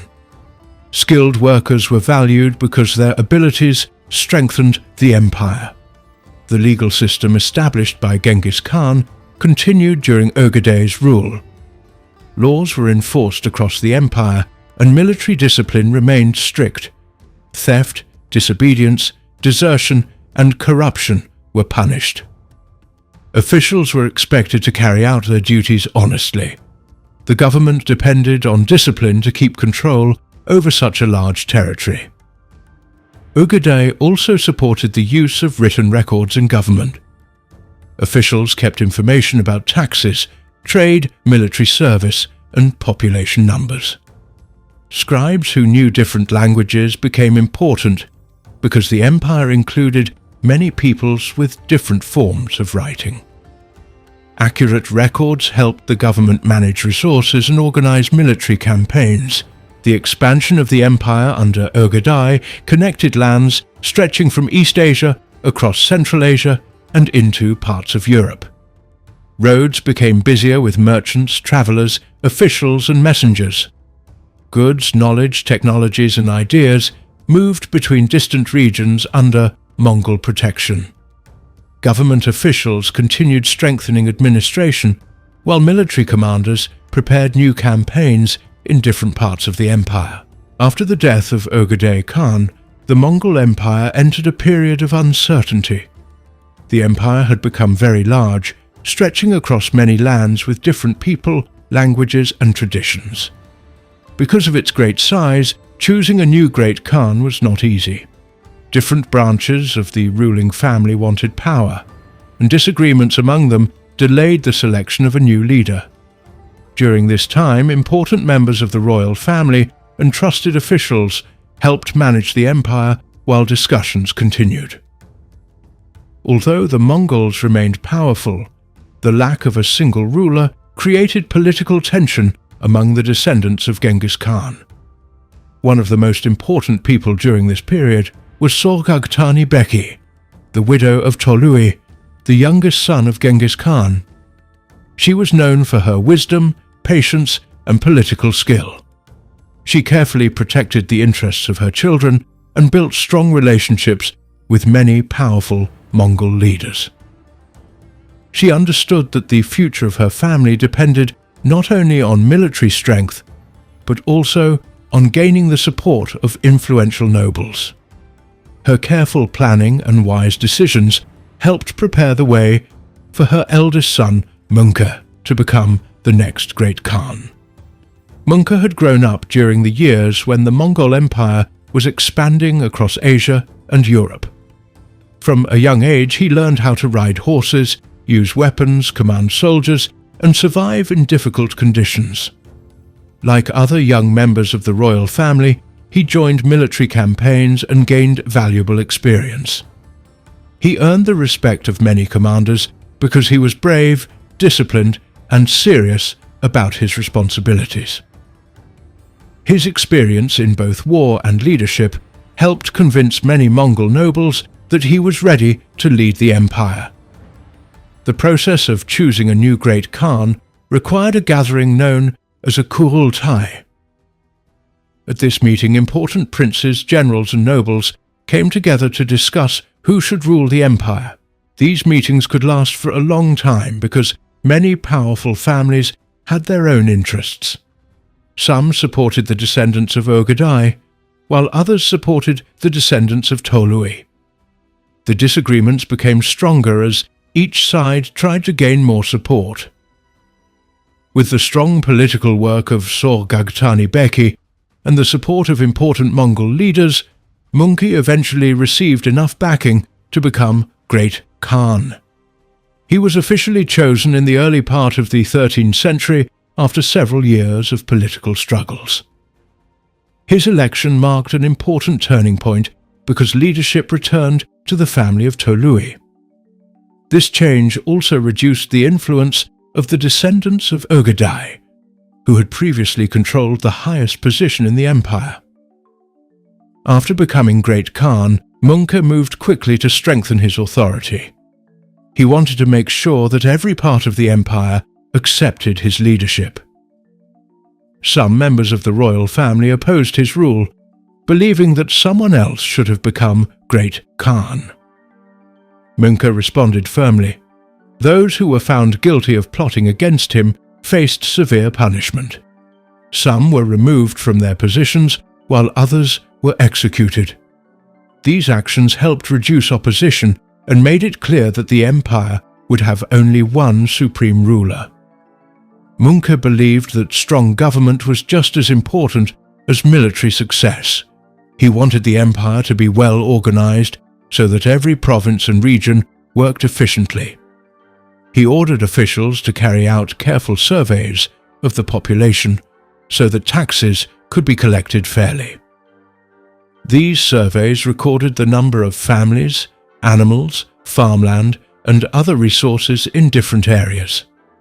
By collecting better information, the government could manage its lands more effectively. Tax collection became more organized under Mongol's rule. He wanted to prevent dishonest officials from demanding more money than people were required to pay. Governors were expected to follow clear rules, and officials who abused their power could be punished. This helped improve confidence in the government and reduced some of the problems caused by corruption. Mongol also worked to improve communication across the empire. The Mongol postal system continued to grow under his leadership.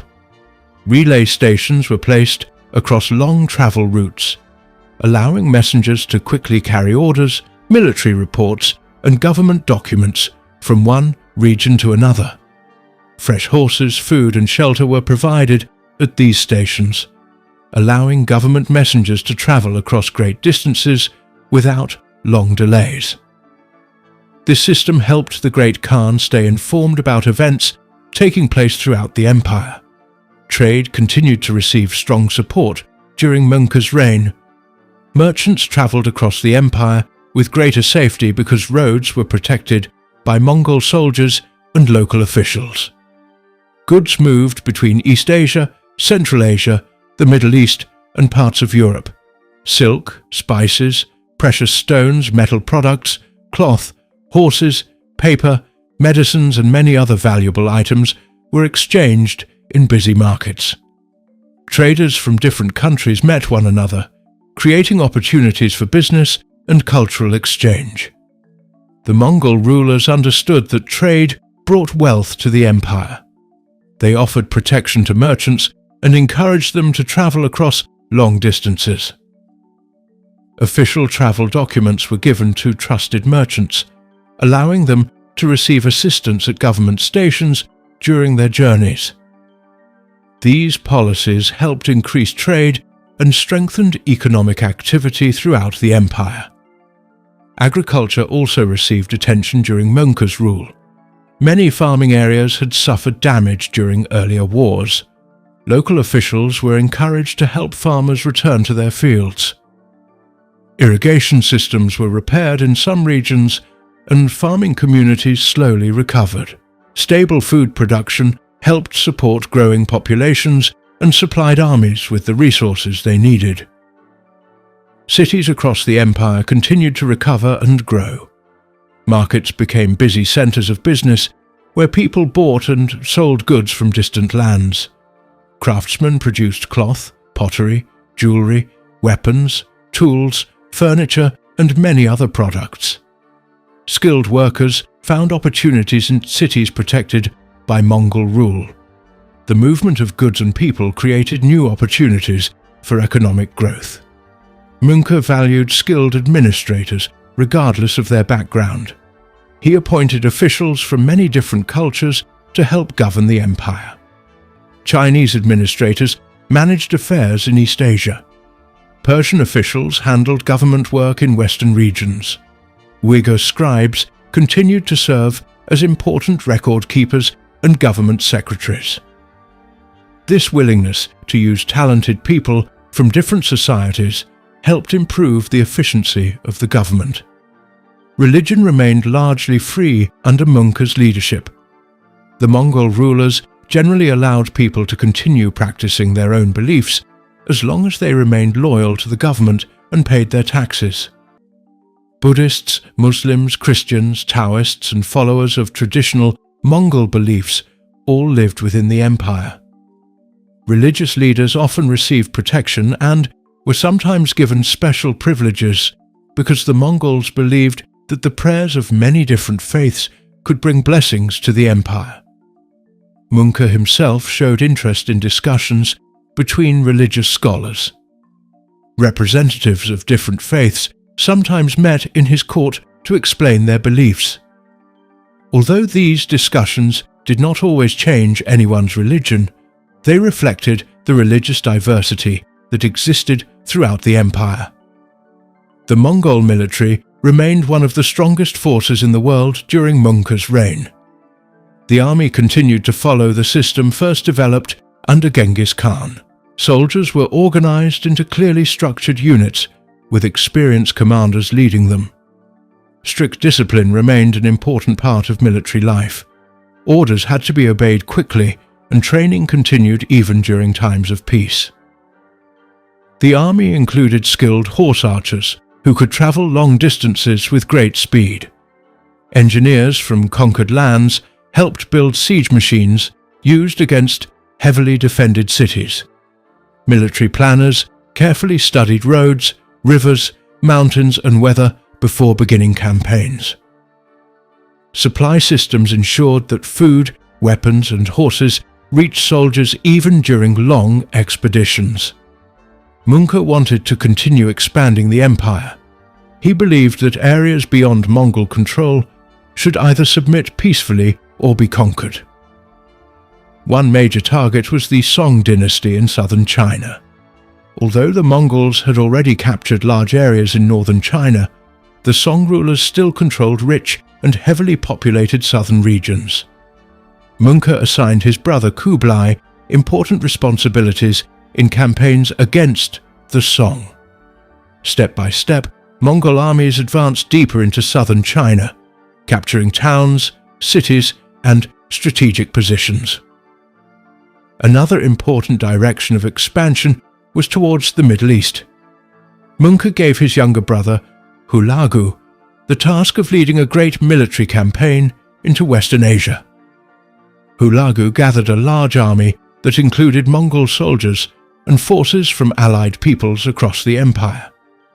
His mission was to remove governments that refused to accept Mongol authority and secure the western parts of the empire. As Hulagu advanced, many rulers surrendered without fighting because they feared the strength of the Mongol army. Others resisted and faced attacks. One of Hulagu's most important objectives was the powerful Abbasid Caliphate, whose capital at Baghdad had long been one of the greatest cities in the Islamic world. Hulagu eventually surrounded the city, leading to its capture after fierce fighting. The destruction that followed caused enormous loss of life and marked one of the most significant events in the history of the Middle East. Hulagu also campaigned against other states in Persia, Syria, and nearby regions. Many castles and strongholds fell to the Mongols, extending their control across Western Asia. These victories greatly increased the size of the empire and strengthened Mongol influence throughout the region. While Hulagu advanced in the west, Kublai continued his efforts in China. He worked with military commanders and local officials to organize newly conquered territories. His experience in governing Chinese lands later became important in his own political career. The empire under Mongol reached one of the highest points of its power. Mongol authority stretched across vast territories from the eastern shores of Asia through Central Asia and Persia into parts of Eastern Europe and the Middle East. Millions of people lived under Mongol rule. Many languages were spoken and many cultures existed within the empire. Government officials faced the difficult task of managing such a large and diverse population. Messengers, merchants, soldiers, scholars, craftsmen, diplomats, and travelers moved across long distances with greater freedom than before. New ideas, inventions, books, medical knowledge, artistic styles, and technologies spread more easily between different regions. Chinese inventions reached Western lands, while knowledge from Persia, Central Asia, and the Islamic world traveled eastward through the trade routes protected by the Mongols. Mongol paid close attention to reports from governors and military commanders. He expected regular updates about taxes, agriculture, security, trade, and local conditions. Officials who performed their duties well could receive rewards, while those who failed to carry out their responsibilities risked punishment. This system helped maintain order across the empire despite the great distances involved. Even while the empire appeared strong, governing such an enormous territory remained a difficult task. Different regions had different customs, climates, economies, and political traditions. Members of the royal family controlled separate parts of the empire, and cooperation among them required careful management. Mungke spent much of his reign balancing these different interests, while continuing military campaigns and strengthening the central government. After the death of Mongol Khan, the Mongol Empire entered a time of great uncertainty. There was no clear ruler who could immediately take control of the entire empire. According to Mongol tradition, a new great Khan had to be chosen by members of the royal family and leading nobles during a large meeting called a Kurultai. Since Mungke had died while leading a military campaign in China, many important leaders were far from the Mongol homeland. This made it difficult to gather everyone together and agree on the next ruler. At that time, Kublai Khan was in northern China, where he was leading military campaigns against the Song dynasty. He had spent many years learning about Chinese government, agriculture, trade, and culture. He believed that ruling China successfully required more than military strength. He wanted stable government, better farming, and stronger administration. While continuing the campaign against the Song, he received the news of Mungke's death. He understood that the future of the Mongol Empire depended on who became the next great Khan. Kublai quickly stopped many of his military operations and turned his attention to the struggle for leadership. He knew that waiting too long could allow another member of the royal family to gain support. At the same time, his younger brother, Arik Buke, was in the Mongol homeland. Arik Buke had remained close to the traditional center of Mongol power and had the support of many nobles who believed that the empire should continue to be ruled mainly from Mongolia. Both brothers believed they had the right to become great Khan. Kublai was an experienced military commander and administrator. He had earned respect through years of service and had won the loyalty of many officials and generals. Arik Buke believed that he was the proper choice because he controlled the Mongol capital and was closer to the heart of the empire. Many traditional Mongol leaders trusted him because he defended the old customs and the lifestyle of the steppe. The disagreement soon became much more serious than a simple argument over leadership. Different parts of the empire supported different candidates. Many Mongol princes, generals, and governors had their own interests. Some believed Kublai would bring stability and wealth through his experience in China. Others feared that Kublai was becoming too influenced by Chinese ideas and would reduce the importance of traditional Mongol customs.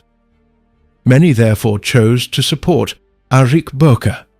Kublai gathered his supporters and called a Kurultai in northern China.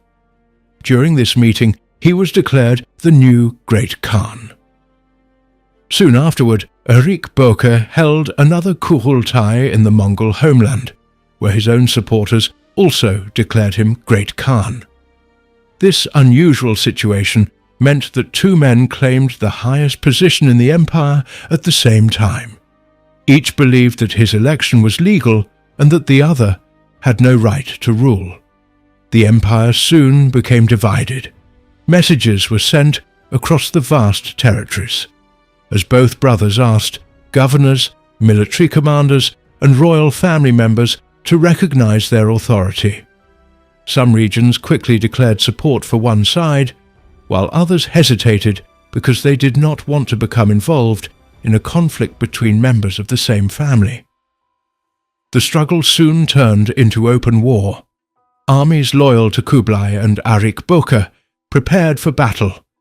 Soldiers who had once fought together during earlier conquests now found themselves fighting against one another.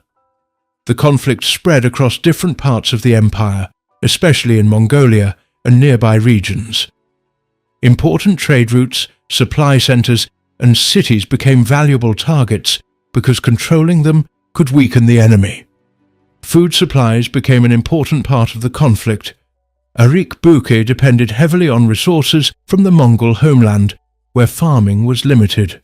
Kublai controlled many fertile areas in northern China, where large amounts of grain could be collected. This gave his forces a steady supply of food and other materials needed to support large armies over a long period. Kublai also benefited from the experience of Chinese officials who understood how to organize taxes, transport supplies, and manage large populations. They helped make sure that soldiers received food, weapons, horses, and equipment. This strong system allowed Kublai to keep his armies active even during difficult periods of the war. Arik-Böke faced increasing problems as the fighting continued. Some of his supporters lost confidence after military defeats. Others found it difficult to provide enough food and equipment for their soldiers. Harsh conditions in the steppe also made it harder to maintain large armies for a long time.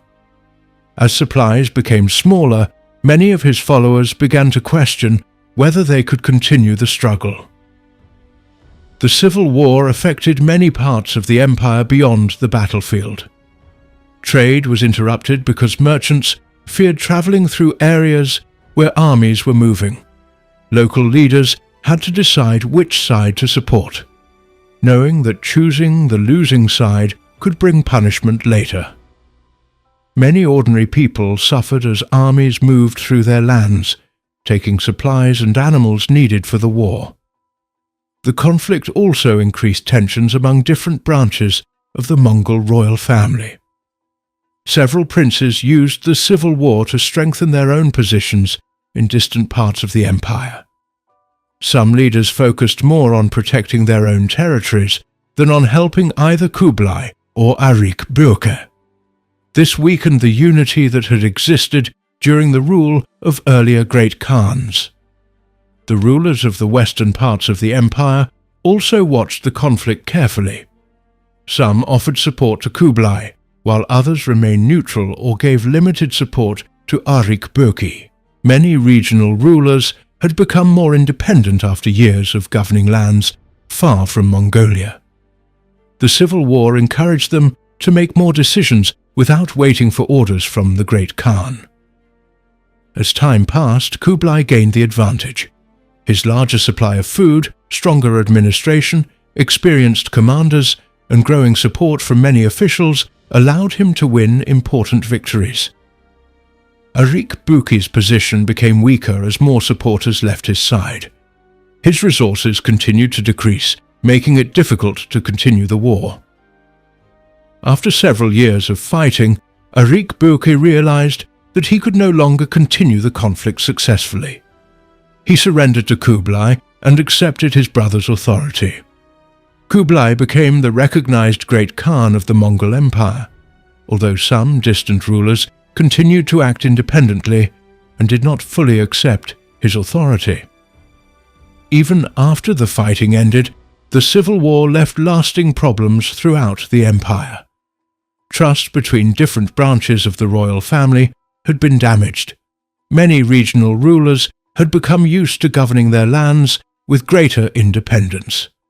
Communication between the eastern and western parts of the empire became more difficult, and the authority of the great Khan over distant territories was no longer as strong as it had been during the time of earlier rulers.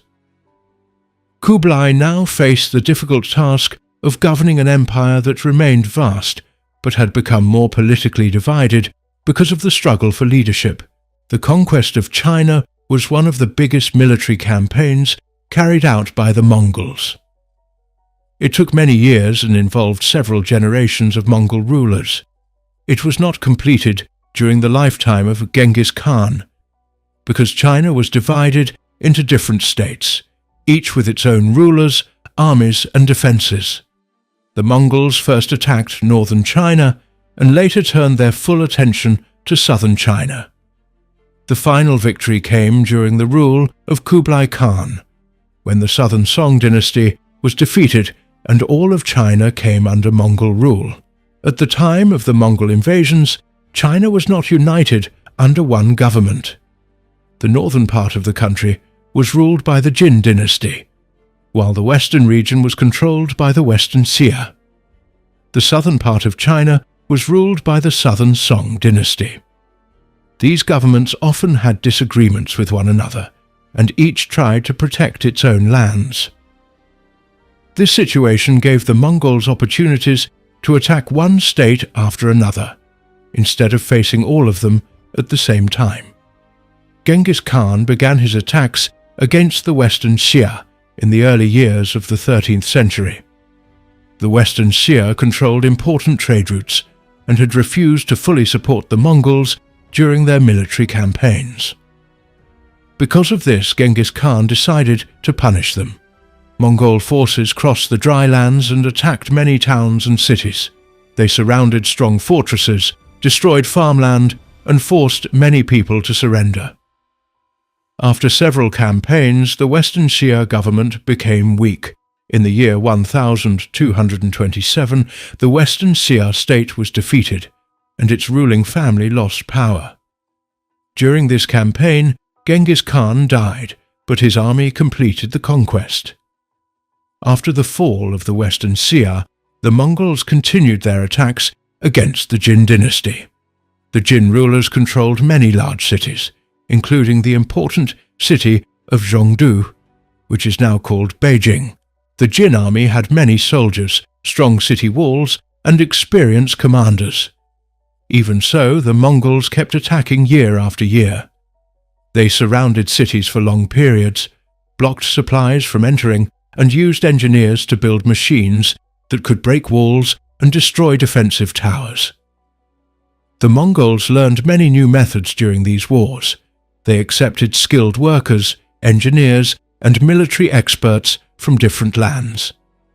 These people helped them build siege machines, catapults, and other equipment needed to attack large cities. The Mongols also improved their organization, communication, and supply systems. Fast horse riders carried messages across great distances, allowing commanders to send orders quickly. The Jin dynasty faced many problems while fighting the Mongols. Long wars placed heavy pressure on the government. Many farms were damaged, trade became difficult, and large numbers of people had to leave their homes because of the fighting. Some local leaders surrendered to the Mongols, while others continued to resist. These divisions made it harder for the Jin government to defend its territory. In the year 1234, the Jin dynasty finally fell after many years of war.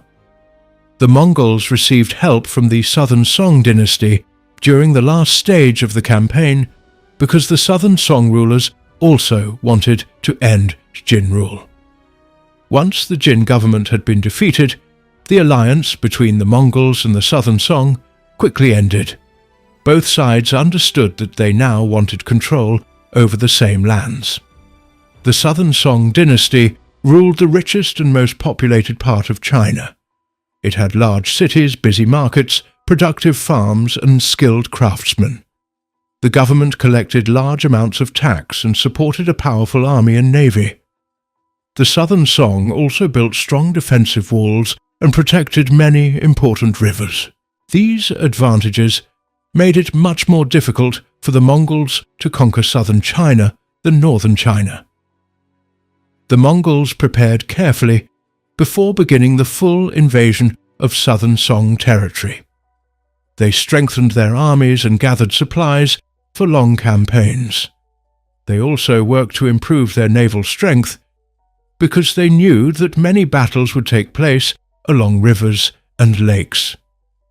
Since the Mongols had little experience in naval warfare, they recruited Chinese, Korean, and other shipbuilders and sailors who already possessed these skills. After becoming Great Khan in the year 1260, Kublai Khan made the conquest of the Southern Song one of his main goals. He believed that controlling all of China would strengthen Mongol rule and provide greater wealth and stability for the empire. He also wanted to present himself as the rightful ruler of all Chinese lands. Kublai Khan established a government that included many Chinese officials as well as Mongol leaders. He accepted advice from scholars, administrators, engineers, and military commanders from different backgrounds. This helped him organize taxes, collect supplies, manage transport, and support the large armies needed for the campaign. One of the most important battles of the war took place at Xiangyang. This city stood in a key position that controlled routes leading into southern Song territory. The Mongols surrounded the city and blocked food and supplies from reaching the defenders. The siege lasted for several years. During this time, the Mongols built powerful siege machines with the help of engineers from Western Asia. These machines threw large stones against the city walls and caused great damage. The defenders at Xiangyang fought with determination, but conditions inside the city became worse as food became scarce and many people suffered from hunger and disease. In the year 1273, the city finally surrendered to the Mongols. Its fall opened an important route into the heart of southern Song territory and allowed Mongol forces to continue their advance. After capturing Xiangyang, the Mongols moved deeper into southern China. They captured one city after another through battles, sieges, and negotiations. Some local officials surrendered without fighting because they believed resistance would only bring greater destruction. Others continued to defend their cities until they were defeated. The southern Song government tried to organize new armies and strengthen its defenses, but it faced growing difficulties. Many experienced soldiers had already been lost in earlier battles. Some government officials disagreed about military strategy, while others argued about political decisions.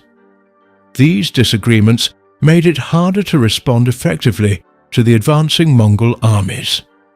The Mongols combined attacks on land with operations along rivers. Their growing navy transported soldiers, horses, weapons, and supplies. Warships fought against the southern Song navy in important battles along major waterways. Control of rivers allowed the Mongols to move quickly and support their forces across large areas. In the year 1276, the Mongol army captured the southern Song capital of Linan, which is now called Hangzhou. The young emperor was taken into Mongol control, and many members of the royal family surrendered. Although the capital had fallen, some loyal officials escaped with other members of the imperial family and continued to resist in the southern coastal regions. The remaining southern Song supporters placed young princes on the throne and continued the struggle. They hoped to gather enough support to rebuild their government and drive out the Mongols. Small armies and naval forces continued fighting for several more years. Many officials remained loyal to the dynasty, even though the situation became increasingly difficult. The final major battle took place in the year 1279 at the Battle of Yamen. The remaining southern Song fleet faced the Mongol navy in a large sea battle. The fighting lasted for many hours. The Mongol forces eventually gained the upper hand and defeated the southern Song fleet. During the battle, a loyal official is said to have carried the young emperor in his arms and entered the sea rather than allow him to be captured. The young emperor died, bringing the southern Song dynasty to an end. With the defeat of the southern Song, Kublai Khan became the first foreign ruler to control all of China. He ruled through the Yuan dynasty, which had already been established in the year 1271. The whole country was now under one government for the first time in many years. Former southern Song officials, soldiers, craftsmen, and scholars became part of the new administration in different ways. Some accepted positions under Mongol rule, while others retired from public life or remained loyal to the former dynasty. The conquest of China had taken many decades to complete. It required large armies, careful planning, long sieges, river battles, naval warfare, and the work of engineers, officials, and skilled workers from many different lands. The wars caused the destruction of many towns and villages, damaged farmland, interrupted trade, and forced large numbers of people to leave their homes. Many civilians died because of fighting, hunger, and disease. Even after the fighting ended, many regions needed years to recover from the effects of the long wars. After winning the struggle for leadership in the Mongol Empire, Kublai Khan focused much of his attention on China.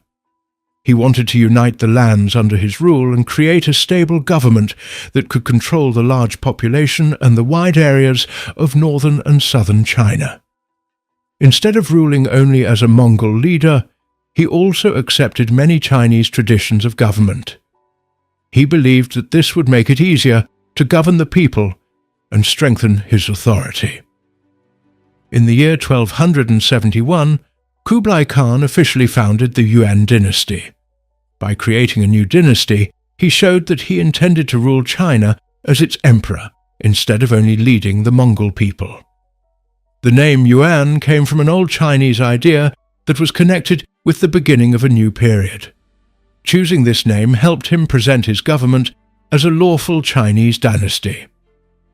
Kublai Khan moved the center of his government to the city that is now known as Beijing. At that time, the city was called Dadu by the Mongols and Khanbalik by many foreign visitors. He ordered the construction of large palaces, government offices, roads, walls, markets, and places for official ceremonies. The city became the political center of the Yuan dynasty and the home of the imperial court. Government officials from many different regions gathered there to help manage the empire. The Yuan government included both Mongol and Chinese officials. Kublai Khan wanted experienced administrators to help collect taxes, keep records, organize public works, and maintain order. Many Chinese scholars and officials returned to government service because they understood how the Chinese administrative system worked. Mongol nobles also held important positions, especially in military and political affairs. Officials from Central Asia and other parts of the Mongol Empire were also given government jobs because Kublai Khan believed they could provide useful skills and knowledge. The government of the Yuan dynasty was carefully organized into different departments. Each department had its own responsibilities. Some looked after money and taxes, while others supervised the army, public building projects, farming, trade, law, and official records. Government workers were expected to report regularly to higher officials so that the emperor could stay informed about what was happening throughout the empire. Kublai Khan kept many parts of the earlier Chinese system of government because it had already been used successfully for many years. At the same time, he introduced new rules that reflected Mongol traditions. Some of the highest government positions were reserved for Mongols and other trusted groups. This allowed Kublai Khan to keep close control over the government while still using the experience of Chinese administrators. People living under the Yuan dynasty were placed into different social groups. Mongols held the highest position because they were the ruling people of the empire. People from Central Asia and other regions under Mongol rule were often given important positions as well. Many people from northern China were placed below them, while most people from southern China were placed in the lowest group. These differences affected government appointments, legal treatment, taxes, and opportunities for official service. The Yuan dynasty continued to collect taxes from farming communities across China. Farmers grew rice, wheat, millet, barley, cotton, vegetables, and many other crops, depending on the region where they lived. Government officials kept records of farmland and collected taxes in grain, money, or other goods. These taxes helped pay for the army, public construction, government workers, and the imperial court. Kublai Khan encouraged farming because it provided food for the population and income for the government. Land damaged during years of war was brought back into use whenever possible. Irrigation systems, canals and riverbanks were repaired so that farmers could grow more crops. Local officials were expected to support farming and report problems that affected food production. Trade became an important part of life under the Yuan dynasty. Goods moved across China through roads, rivers, and canals. Merchants carried silk, tea, porcelain, iron tools, salt, paper, spices, medicines, and many other products between different regions. Trade also continued across Central Asia through the routes that connected China with Western lands. The peace created across much of the Mongol Empire allowed merchants to travel with greater safety than during many earlier periods. The Yuan government supported the use of paper money in many parts of the empire. Official paper notes were issued by the government and accepted for many business transactions. This made trade easier in many places because merchants did not always have to carry large amounts of metal coins.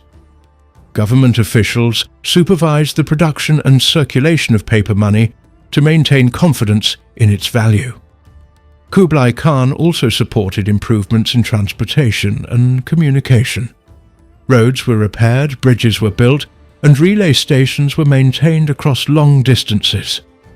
Fresh horses, food, and resting places were provided for government messengers, so that official messages could travel quickly between the capital and distant provinces. This system helped the emperor receive reports and send orders across the empire. The Grand Canal remained one of the most important transportation routes during the Yuan dynasty. Large amounts of grain and other supplies were carried by boat from southern China to the northern capital. This waterway supported trade and allowed the government to provide food for soldiers, officials, and people living in the capital. The Yuan court welcomed visitors, merchants, craftsmen, and religious leaders from many different lands. People from Persia, Central Asia, the Middle East, and Europe traveled to the Yuan Empire for trade, diplomacy, learning, and religious work. Some served in government positions because they had useful knowledge in areas such as mathematics, astronomy, medicine, engineering, and finance. Many different religions continue to exist under Yuan rule. Buddhism, Taoism, Confucianism, Islam, Christianity, and other religious traditions were practiced in different parts of the empire. Kublai Khan generally allowed people to follow their own religions as long as they obeyed the laws of the state and remained loyal to the government. Education, writing, and historical record-keeping continued during the Yuan dynasty. Government offices kept detailed records of taxes, laws, official appointments, land, and population. Scholars wrote books about history, science, geography, and literature. Printing remained important for producing books and official documents, allowing knowledge to reach many parts of the empire. Artists and craftsmen received support from the Yuan court. Pottery, painting, metalwork, textiles, and other forms of skilled work continued to develop. Workshops produced goods for the imperial family, government offices, religious buildings, and trade. Many artistic traditions from different parts of Asia became part of cultural life during Yuan rule. The army remained an important part of the Yuan dynasty. Mongol cavalry continued to serve as a powerful military force, while Chinese soldiers and other groups also served in the armed forces. Garrisons were placed in different regions to maintain order, protect important roads, and defend the empire. Military commanders reported directly to the central government and followed the emperor's instructions. Kublai Khan worked to strengthen the authority of the emperor throughout the empire. Provincial officials were supervised by the central government, and inspectors were sent to examine local administration. Laws were enforced, through government courts, and officials who failed in their duties could be punished or removed from office. These measures helped the Yuan government manage one of the largest and most populated states of its time. The period known as the Pax Mongolica was a time when much of Asia and parts of Europe were brought under the rule of the Mongol Empire. The name means Mongol peace. This period began during the 13th century and continued into the 14th century. During these years, the Mongols controlled a huge area of land that stretched from East Asia across Central Asia to Eastern Europe. Even though the empire was divided into different Mongol kingdoms after the death of later rulers, the leaders continued to keep many of the important trade routes open and protected. Before the Mongols united such a large area, trade across Asia was often difficult and dangerous. Many different kingdoms ruled different regions, and merchants had to cross many borders. They had to pay taxes to different rulers and often faced attacks from robbers, local wars, and political unrest. These problems made long-distance trade slow and costly. Some traders decided not to travel very far because of the risks. After the Mongols gained control over many lands, they worked to make travel safer. They understood that trade brought wealth to the empire. Merchants paid taxes, bought local goods, and helped towns and cities grow. Because of this, Mongol rulers protected traders and punished people who attacked trade caravans. Soldiers guarded important roads, mountain passes, bridges, and river crossings. This helped many merchants travel with greater confidence. The Silk Road became much busier during this period. The Silk Road was not a single road, but a large network of land and sea routes that connected many countries. These routes linked China with Central Asia, India, Persia, the Middle East, and Europe. Goods moved across deserts, grasslands, mountains, and river valleys. Traders stopped at towns and cities where they rested, sold goods, and bought new supplies before continuing their journeys. Silk remained one of the most valuable products traded along these routes. Chinese silk was known for its high quality and was wanted in many distant lands. Besides silk, traders carried cotton cloth, wool, carpets, paper, tea, porcelain, spices, perfumes, medicines, precious stones, gold, silver, copper, and many other valuable goods. Horses from Central Asia were especially important because they were strong and fast. The Mongols also depended on horses for travel, communication, and military service, so horse trading remained active throughout the empire. Food was also traded across long distances. Rice, wheat, dried fruits, nuts, sugar, salt, and many other food products moved from one region to another. Farmers learned about new crops that had been grown in distant lands. As these crops spread, some regions began growing plants that had not been known there before. This increased the variety of food available in many places. Trade during the Pax Mongolica was not limited to goods. People also carried ideas, knowledge, skills, languages, and religious beliefs as they traveled. Scholars, teachers, doctors, craftsmen, engineers, artists, and religious leaders moved from one part of the empire to another. They shared what they knew with local people, new building methods, farming skills, medical knowledge, and ways of making useful products spread across many regions. Papermaking became more widely known outside China during this period. Better access to paper made it easier to copy books and important records. Printing methods also spread to new areas. This helped preserve knowledge and allowed more people to study history, science, religion, mathematics, and literature. The exchange of scientific knowledge increased during the Pax Mongolica. Astronomers from different regions shared their observations of the sky. Doctors exchanged information about medicines and treatments. Mathematicians studied ideas that had been developed in distant countries. Engineers learned new ways to build roads, bridges, canals, and other structures. These exchanges helped knowledge move across great distances. Religious travelers also benefited from these safer roads. Followers of Buddhism, Islam, Christianity, and other religions visited important religious centers and shared their beliefs with people in different lands.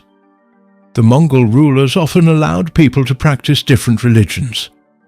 Many Mongol leaders believed that religious groups should be allowed to worship freely, as long as they remained loyal to the government and followed its laws. This policy helped many religious communities live and work throughout the empire. The Mongol rulers created an organized system to support travel and communication. Along major roads, they built stations where government messengers could rest, change horses, and continue their journeys. These stations also helped important visitors, officials, and sometimes merchants. Fresh horses, food, water, and shelter were available at many of these places. Messages could move across the empire much faster, because riders did not have to use the same horse for the entire journey. Government officials kept records of trade and collected taxes on goods moving through the empire. These taxes provided income for the government and helped support the protection of trade routes. Markets in many cities became larger because merchants from different countries gathered there. Local craftsmen found more buyers for their products, while foreign merchants introduced new goods that had never been seen in some regions. Many cities became important centers of trade during this period. Cities in China, Central Asia, Persia, and other parts of the empire welcomed merchants from many different backgrounds. Marketplaces were filled with traders speaking different languages. Inns, warehouses, workshops, and trading houses were built to meet the needs of growing trade. These cities became places where people from many cultures lived and worked together. Money also became more important during this period. The Mongols supported the use of paper money in some parts of their empire, especially in China. Metal coins continued to be used in many other regions. Merchants often exchanged different kinds of money while traveling. The growth of trade encouraged the development of banking services, loans, and written agreements that made business easier. The famous Venetian traveler traveled across Asia during the rule of the Mongols. He spent many years in China and later described the lands, cities, customs, and government that he had seen. His writings introduced many people in Europe to places that were little known to them at that time. Other travelers from Persia, the Middle East, and Asia also recorded their experiences, leaving valuable information about life during the Pax Mongolica. Diplomats and government representatives traveled more often because the roads were safer. Rulers sent messages, gifts, and official letters across great distances. Friendly relations between different regions became easier to maintain through these regular contacts. Trade agreements and political discussions also became more common. The movement of people also had harmful effects. Diseases spread more easily because merchants, travelers, soldiers, and animals moved across long distances. One of the most serious diseases to spread during this period was the plague. It traveled along trade routes from Asia toward Europe, the Middle East, and North Africa. Many towns and cities suffered heavy loss of life, and trade was affected as populations became smaller in many regions. Although disease caused great suffering, trade continued in many places. Merchants adapted to changing conditions, and governments tried to keep important trade routes open whenever possible. Markets recovered in some areas after periods of decline, while other regions needed many years to rebuild their populations and economies. The Pax Mongolica lasted for many generations, but it slowly weakened as the Mongol Empire became divided into separate kingdoms. Conflicts between these kingdoms reduced cooperation, and some trade routes became less secure. local rulers gained greater independence, and political unity across the empire became weaker. Even after this period ended, many of the trade connections, cultural exchanges, and routes that had grown under Mongol rule continued to be used by merchants and travelers for many years.